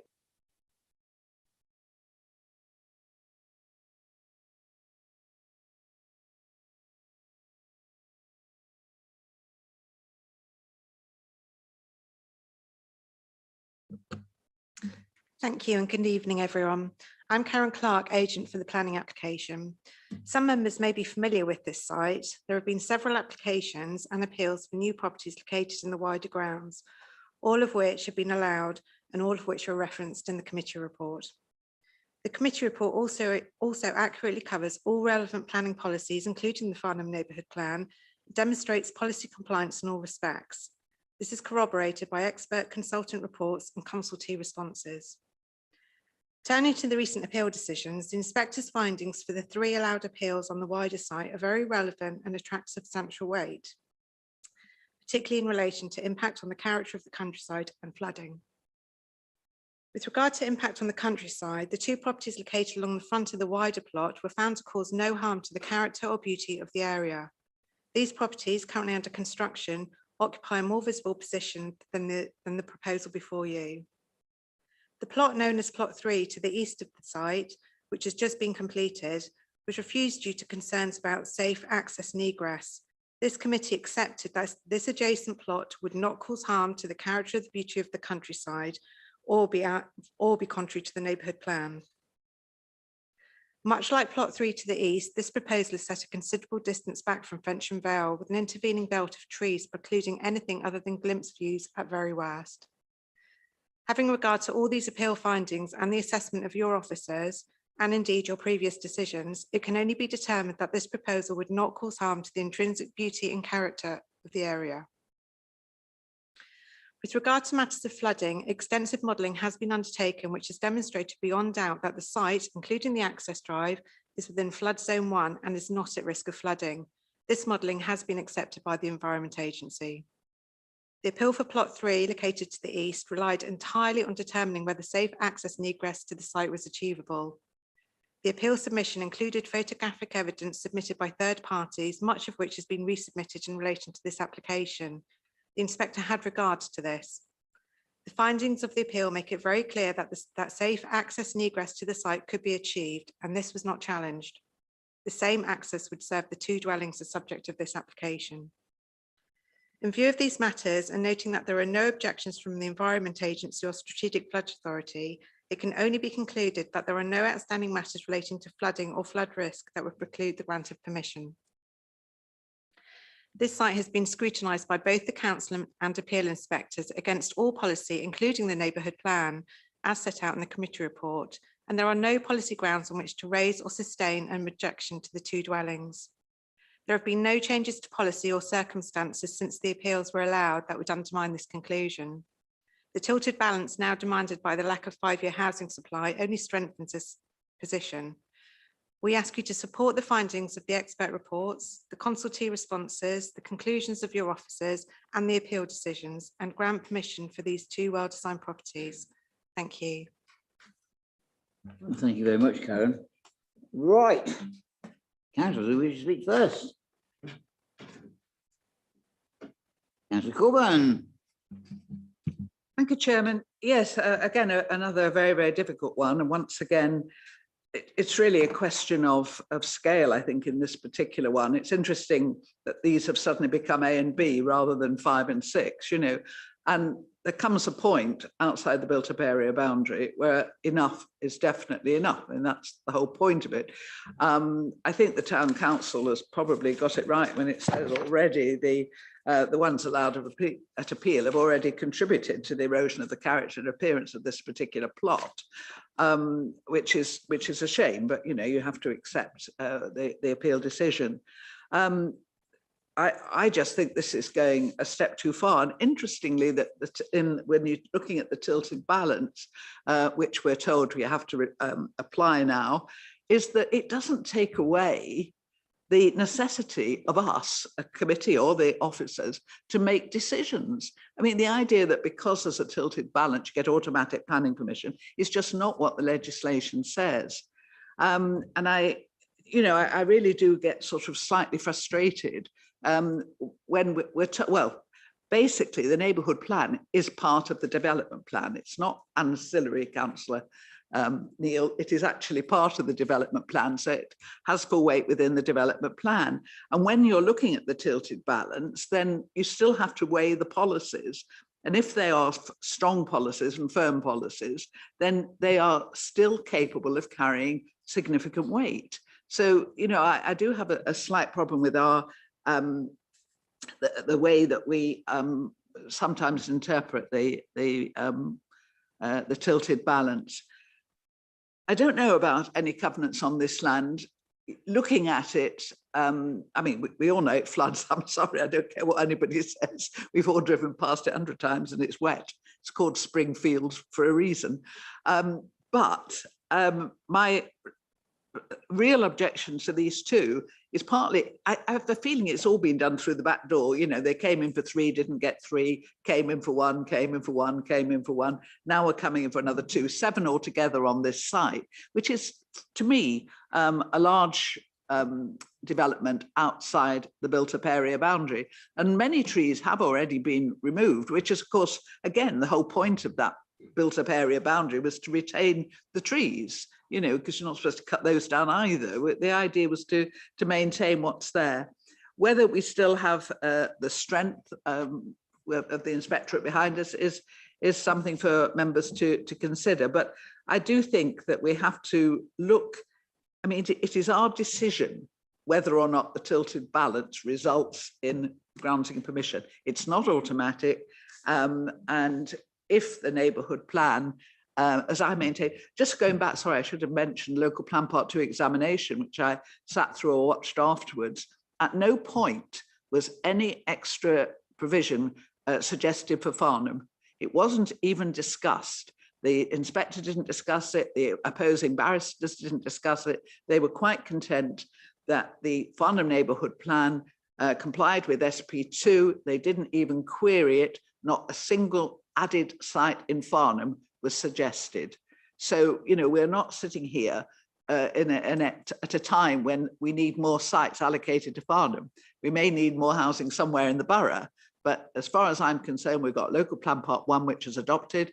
We've got the neighbourhood plan review, which has been made. And the amount of weight we give to the policies within those 2 documents is what we have to decide. Local plan part 2 is almost irrelevant to Farnham at the moment because all it's doing is allocating sites, which we have already done. Thank you, Chair. Thank you very much. Councillor Edmonds. Thank you, Chair. Just a question. Southern Water had no comments. Was Thames Water queried for comments, and why were no comments submitted? Thank you. That question, Carl? Or Chris? Councillor Hyman. Councillor Hyman first, then Councillor Martin, Councillor Deere. Thank you, Chairman. Yes, I think, as you know, I've spoken against all of the previous developments on the issue of the habitats regulations, which give Farnham and most of the borough, in fact, protection against overdevelopment, which would harm the endangered species.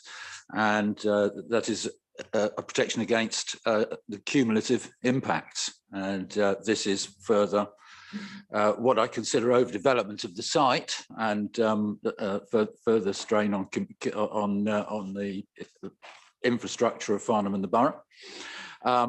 Councillor Coburn did mention the examination of local plan part 2. If members would like to, probably wouldn't, but if members would like to look at the Savills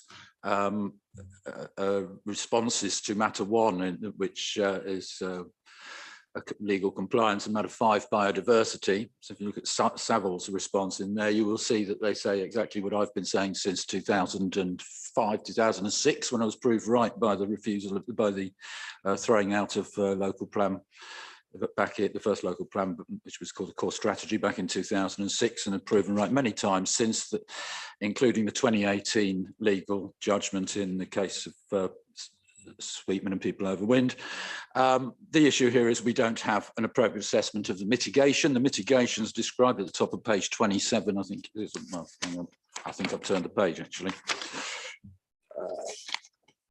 29, top of page 29, it says how due to the availability of alternative recreation opportunities in the area, which would divert residents from use of the spa. That's mitigation that's being proposed for what it's where it says in the line below the proposal would result in an increase in people permanently on the site. So the impact, the risk has been accepted, and yet it's simply saying we don't need any mitigation. And of course that's wrong. That's what people over Winders have determined. We cannot evade appropriate assessment of the mitigation, and obviously an appropriate assessment of no mitigation whatsoever, which is what's proposed here, doing nothing at all. I mean, if someone can explain to me how doing nothing at all counts as mitigation, I'd be interested to know. It's certainly not one of the principles that the Habitats Directive works upon. As far as I'm concerned, there is no appropriate assessment. Can officers please just confirm whether or not we have an appropriate assessment of the mitigation which is proposed or not proposed for the Mr. Chairman, sign? may I just interrupt briefly? We've had answers to this before, haven't we? I mean, that's fine. Yes, and of course 2018 judgment by the ECJ ruled that the position taken by councillors and everybody else who's been telling me that I'm wrong for all these years, it tells them that they're wrong. And it's about time that they change their ways, Chairman, as it states in the MPPG. I want to know the answer to the question, do we have an appropriate assessment? Because if not, paragraph 182 does not apply. To answer that question, because, right, I'll take the others first. Councillor Martin, is it? Yeah, Councillor Martin. Go on then. Thank you, Chair. In terms of this application, it's outside of the 5 kilometre zone for Thames Basin Heath, but it was within, so it's within the 7 kilometre zone. So it's also within 5 kilometres of the Wilden Heath, and the guidance we got from Natural England is that that this level of development wouldn't require an appropriate assessment. So in this instance, for this application, no, there isn't an appropriate assessment, and that ties in with the guidance from Natural England. Point of order, Chairman. We need to comply with the law, not with Natural England, and Natural England aren't above the law, and that was determined in 2018. We have to comply. I think, we have to apply by Natural England's guidelines, don't we? Right, Councillor Martin.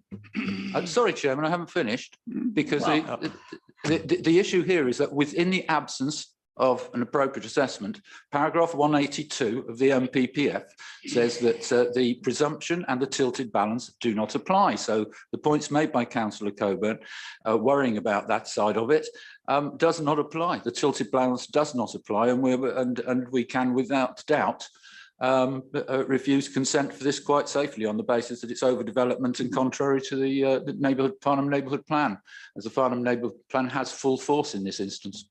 Thank you.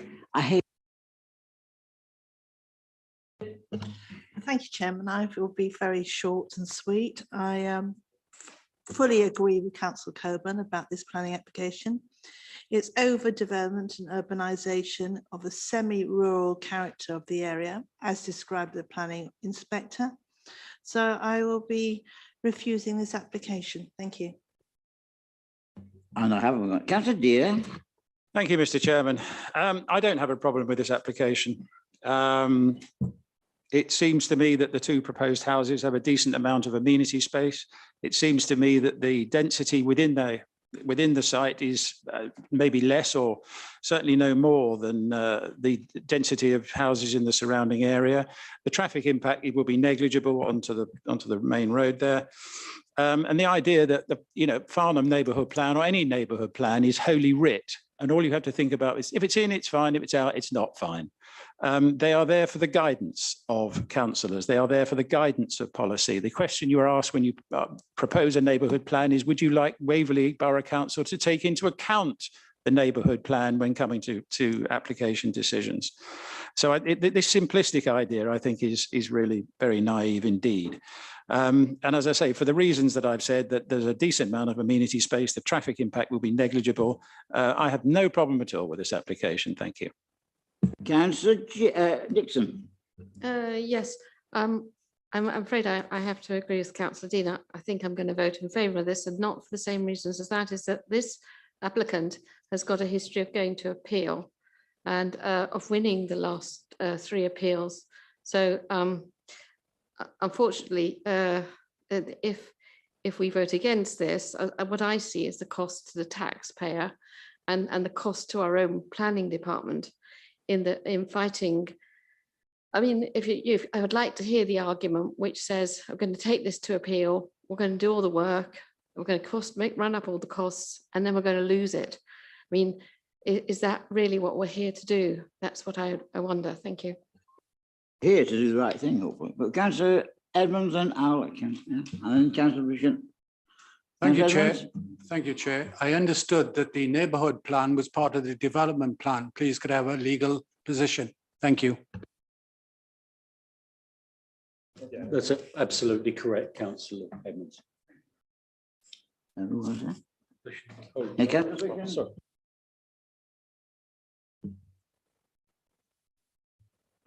Thank you, Chair.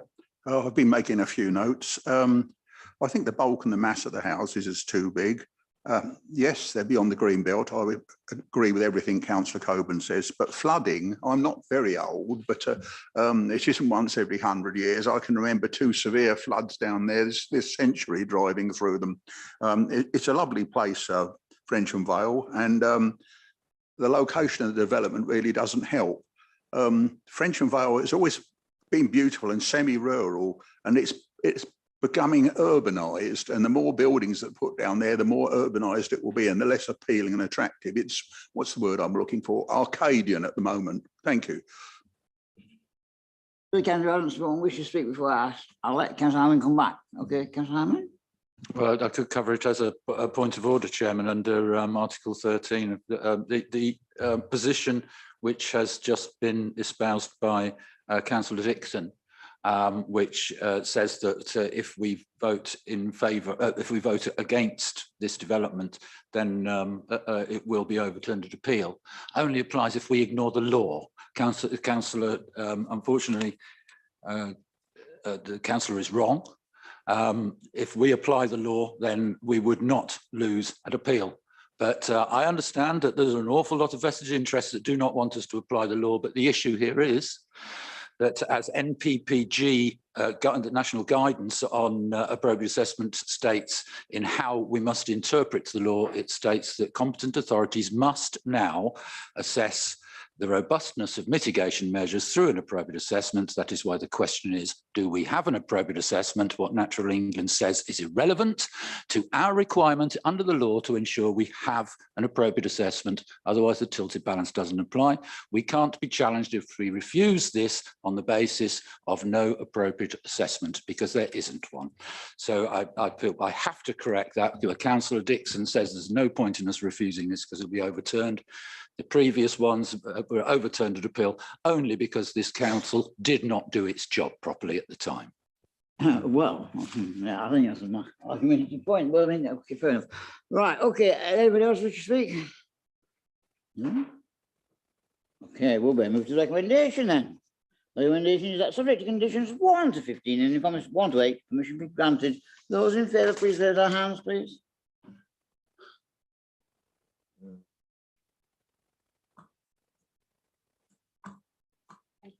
And those against?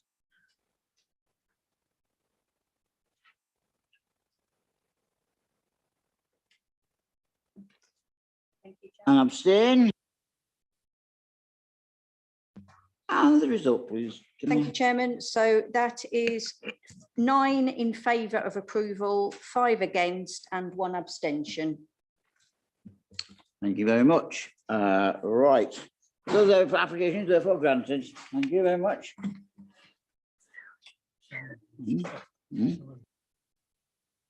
The day has just left, so we'll come back very quickly. Anyway, okay, we should go on. Right.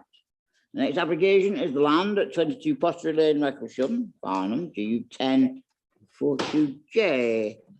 And Chairman, could I just? Oh, yes, we've got reasons to approve. I know, it's recommendations for approval. Recommendations for approval. Due to. Sorry.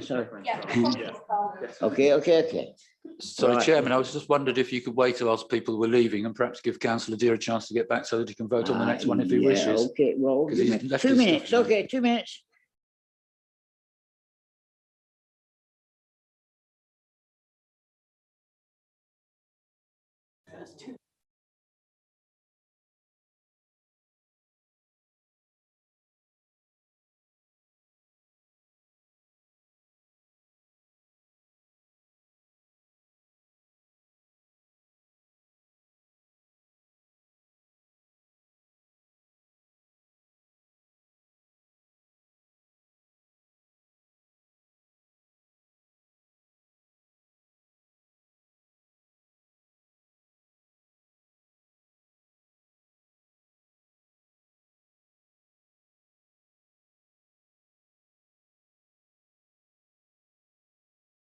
But we're ready to go. Okay, the next application is WA 2022-001131, land at 22 Pottery Lane, Recklesham, Farnham, DU10 4QJ. The erection of an extension alterations with associated works and relocating and winding of existing vehicle crossover following demolition of existing detached garage. And it's Adam Constantinu to present again.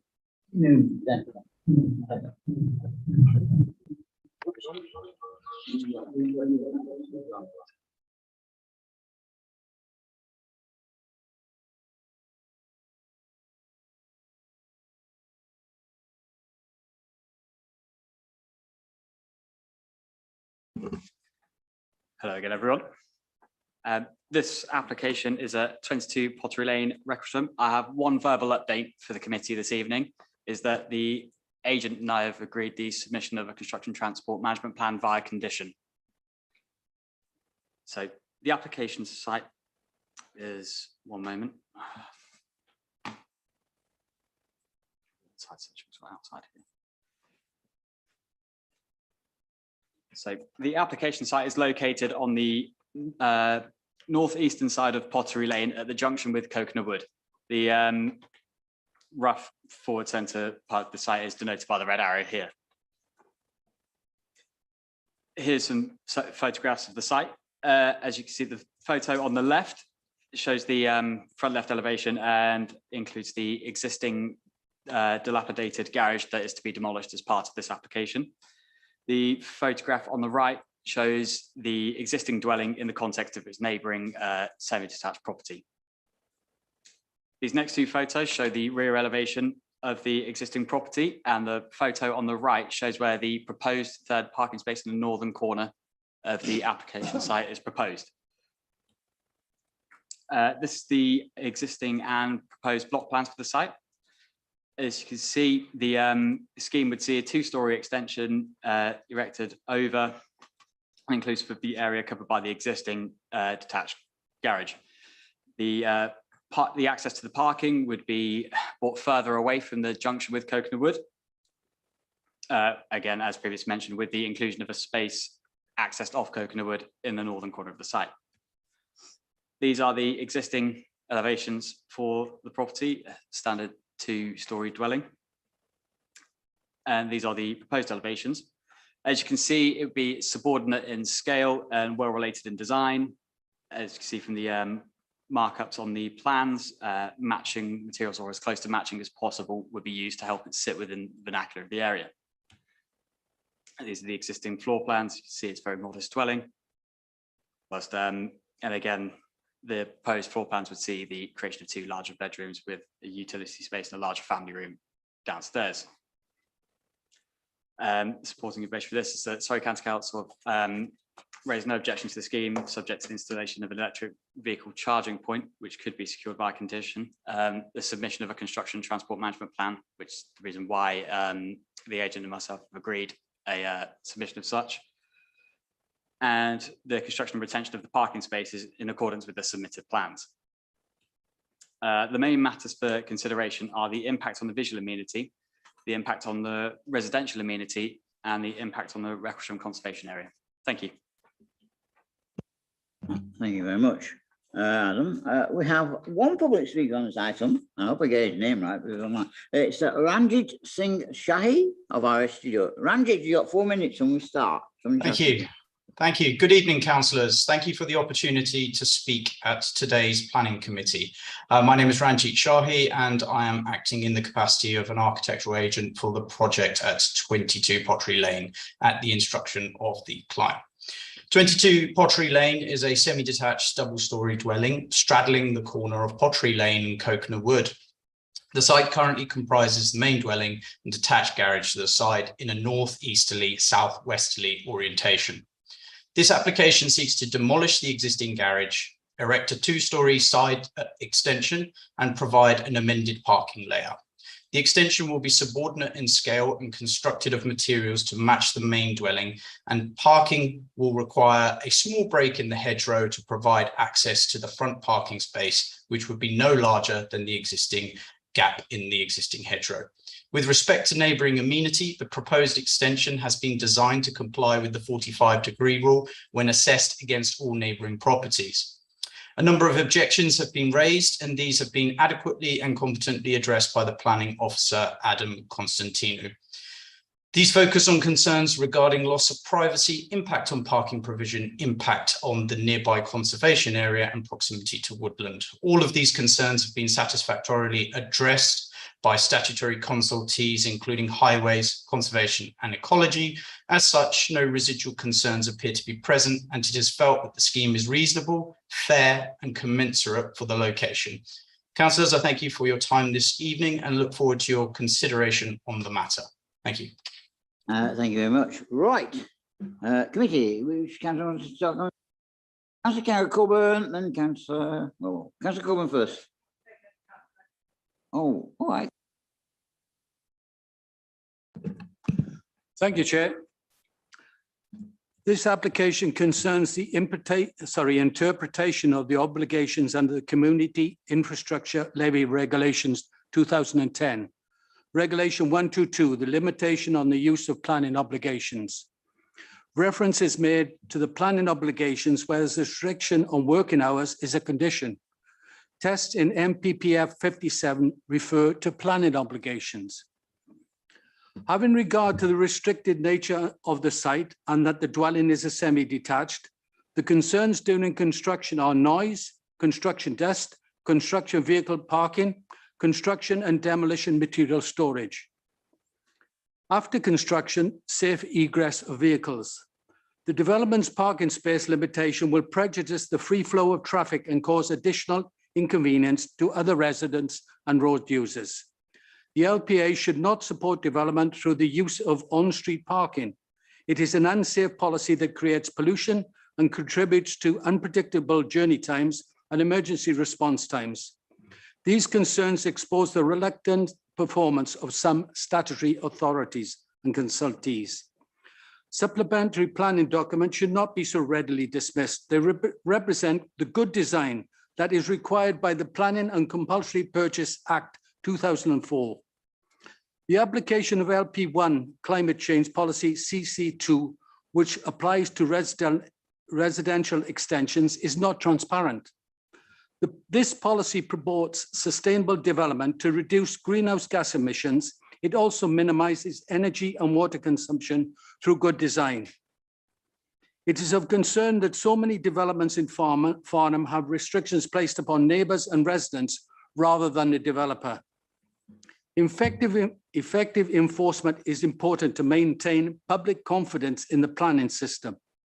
LPA's, local planning authorities, must monitor the implementation of planning permissions, investigate alleged cases of unauthorised development, and act where appropriate. The questions are, what will be the monitoring and enforcement practice for this development?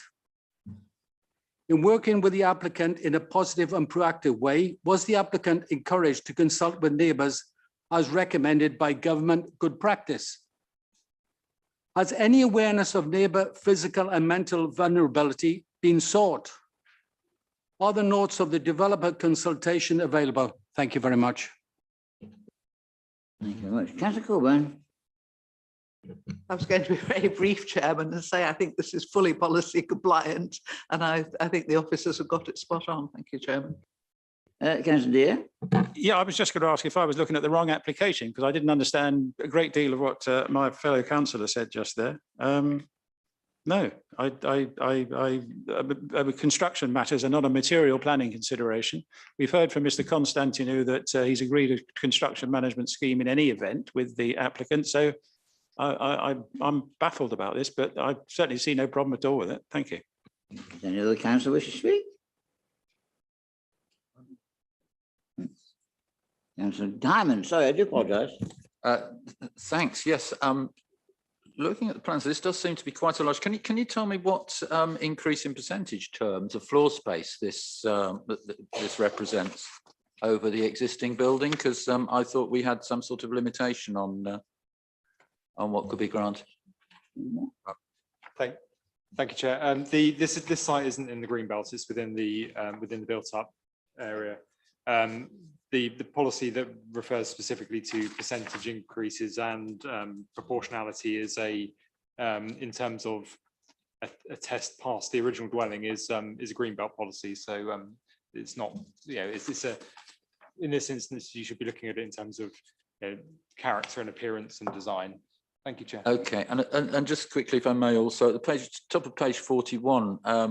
It says that the scheme would provide the recommended 2.5 parking spaces for a 4-bedroom dwelling.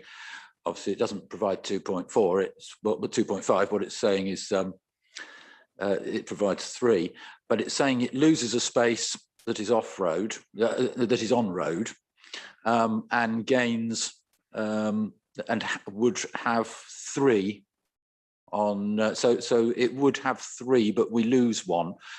And to me, that doesn't sound like we're gaining in parking. We're losing parking, and yet we're gaining quite an extension by the sounds of it. Am I right in that interpretation? I'm not asking whether that's okay by Waverley's policy. I'm asking whether that is the reality of the situation, that we're actually losing parking or staying the same as we were before, if they're adding 1 at the back to sort of like to counter the loss of an on-street space.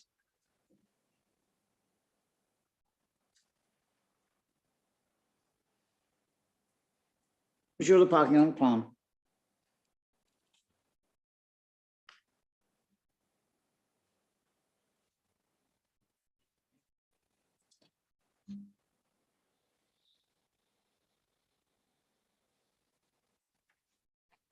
So, thank you, Councillor. So, as you can see on the existing proposed block plans, the existing garage here is to be demolished. So we would lose a space there, but overall, the property would provide 3 parking spaces, which meets the council's recommendation of 2.5 spaces for a 4-bedroom dwelling. So in that regard, officers consider it to be policy compliant.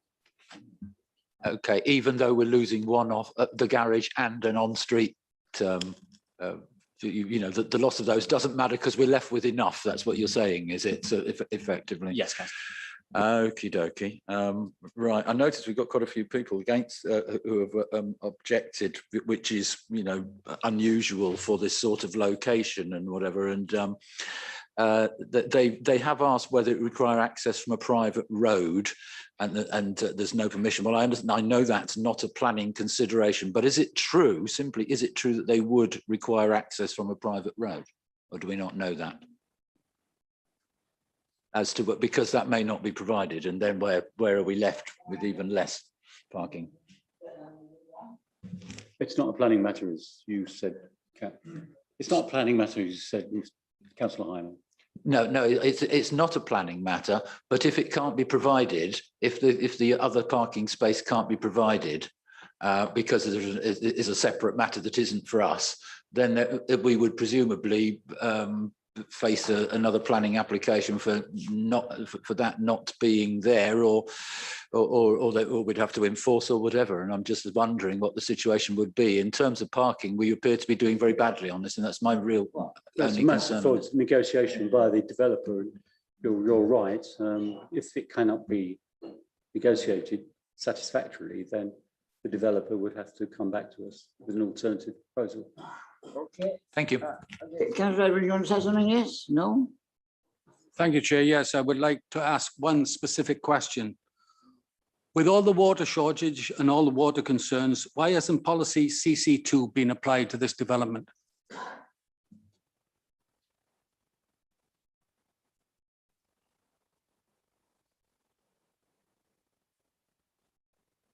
There's an extension, I believe. Is that right?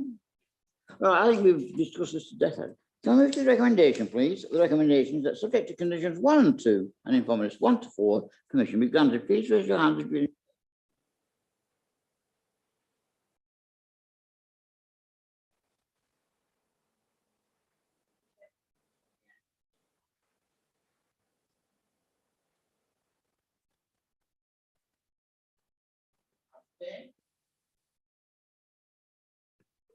So the result is 13 in favour of the application, 1 against and 1 abstention.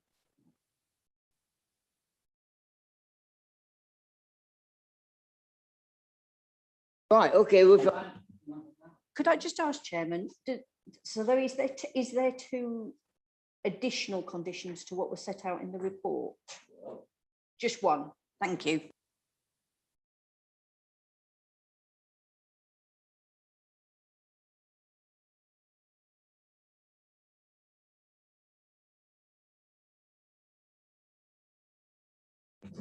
It is the erection of an extension and alteration to elevations of associated works as amended by plans received on the 6th of July. And the officer presented Dan Holmes. Dan, finally, it's your turn.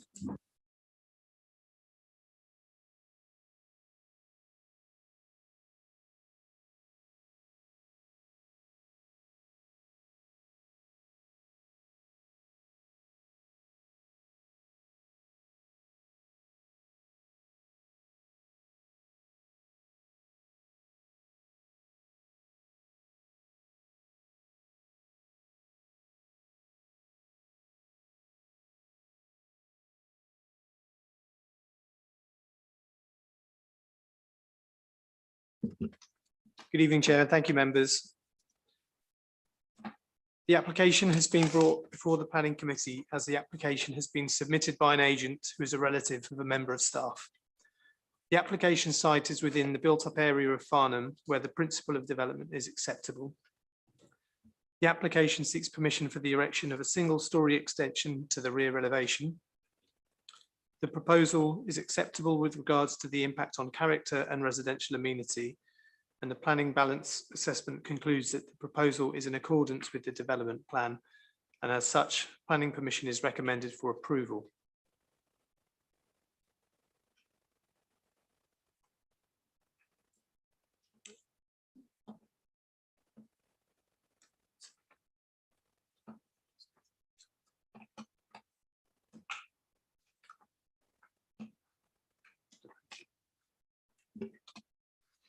This slide shows the location plan. The application site lies within the developed area of Farnham. Surrounding built form is mixed with no set architectural style. The main dwelling is attached to 10 Wings Road and abuts land belonging to Wings House.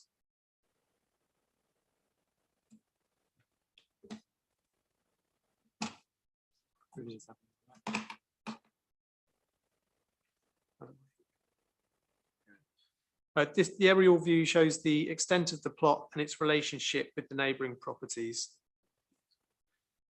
The plot plan shows the proposed development shown hatched. The extension would extend across the breadth of the existing rear and would comprise of a flat roof section with lantern and a shallow pitched roof on the western side. This slide shows the existing elevations, the front, side and rear. And the proposed elevations show that the eaves of the extension would be 2.4 metres in height. The height of the lantern and ridge line of the new pitch would be 3.3 metres in overall height. And the lantern would be set approximately 3.1 metres from the common boundary to the northeast. This slide shows the existing and proposed floor plans and roof plans. The extensions would serve additional habitable space and an office. These are some photos of the site.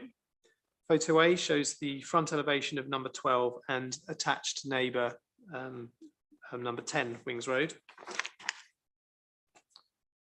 Photo B shows the main amenity space of the application site immediately west of the main dwelling that would be unaffected by the proposal. Photo C looks east where the proposed extension would be positioned. And photo D looks southwest, again showing the main amenity space. Photos E and F show the neighbouring courtyard. the proposed extension would sit approximately 0.7 metres above the existing 1.7 metre close bordered fence. The main matters for consideration by members are residential amenity. A representation was received initially raising concern regarding the potential overshadowing and loss of light to the neighbour at number 10 Wings Road. The applicant then amended the elevations to a flat roof adjacent to the common boundary in order to reduce the likely overshadowing impact. The windows affected at number 10 would serve a kitchen and dining room. There would also be some impact on the courtyard. Notwithstanding this, officers consider on balance that owing to the additional windows that serve the kitchen and dining space, providing sufficient light, the impact would not be harmful enough to warrant a refusal. As such, officers consider there to be no harmful impact on the residential amenity of number 10 Wings Road. And on balance, for the reasons outlined within this presentation and within the report, officers consider the proposed new development to be acceptable and the application is recommended for approval. Thank you, Chair. Thank you very much. Right, anybody wish to speak on this item? Councillor Hyman. Thanks. These are brought before us for a reason, and that is that we need to be extremely careful when we're granting consents which have connection to members of staff or in any way. In this, if I can refer to page 56, Chairman, halfway down there, it says officers acknowledge that the application site retains its permitted development rights and a smaller single-storey extension could be built in the northeastern corner that would have a similar impact on number 10 Wings Road. And I want to really just be absolutely certain that that I'm interpreting that correctly, let's say, because it makes it quite clear here. I mean, having looked at the photograph we've got there, it tells us in the third paragraph on that page that it would marginally, I don't know how much marginally is, but it would marginally fail the 45-degree test in terms of loss of light. So you could think that we should have a recommendation to refuse in front of us from that as it fails policy. There is a 1.8 metre high closed board fence there, and this, I think we've just been told, would be nearly 2 metres above that. Is that right? How much would it be above that? 0.7 metres. The eave height is 2.4 metres. The existing fence is 1.7 metres approximately. So it'd be 0.7 metres higher. Right, so that's 1.7 where it says 1.8, but it's 2.4 altogether with the new extension behind it. 0.4 of a metre behind it, is that right? It would be 2.4 metres high. Okay, that's not as bad as because when I first heard that, I thought that that actually could be quite nasty for the neighbours who at number 10 who have mentioned obviously that it wouldn't be perfect for as far as they're concerned. Can we just check that the permitted development rights would allow them to build that development or something? In what way is this different to what they would be allowed to, what are they getting extra by bringing it before us over what they would be able to get without bringing it before us? Thank you, Councillor Hyman. Just to answer that, they've retained their permitted development rights. They wouldn't be able to build that exact proposal under permitted development. It wouldn't pass, but they would be able to build in height, depth, or what? Excuse me, sorry. Height, depth, or what? They would be able to build something in that corner immediately adjacent to the fence under those dimensions.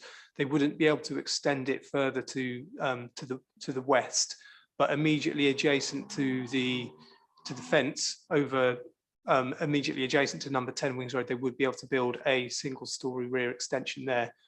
To that height, to 2.4 metres high, or not? Yes. And to the same depth? They wouldn't be able to build the entire depth of the extension, not all the way across, but they would be able to build a section of it immediately adjacent to the boundary.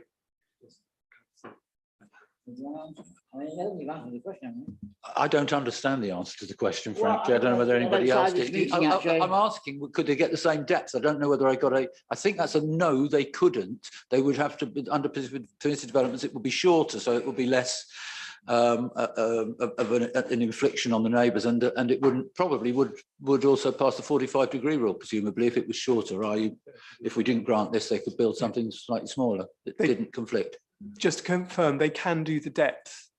They can do the depth of the extension, and in terms of the 45-degree rule, there are additional windows that serve that kitchen and diner. I appreciate that argument. I've always thought it very unfair that because the people who Mr. Chairman, could we move to the resolution? Thank you very much. I think we're going into so much detail. We're going to have a lot. Yeah, okay. Thank you, Chair. I think it's just worth us clarifying one thing, that whilst we do mention that they could do something under permitted development, we haven't got a permitted development application in front of us, and our recommendation isn't reliant on that. It is just mentioned to the fact that they could do something under permitted development. Quite exactly what that would look like would be a matter for a certificate, but we're not in making that recommendation, solely reliant on that issue. Thank you, Chair. I think we can move to recommendation. Somebody else wants to- Can we, is that subject to conditions 1 and 2 and in comments 1? Permission be granted. Those in favour, please.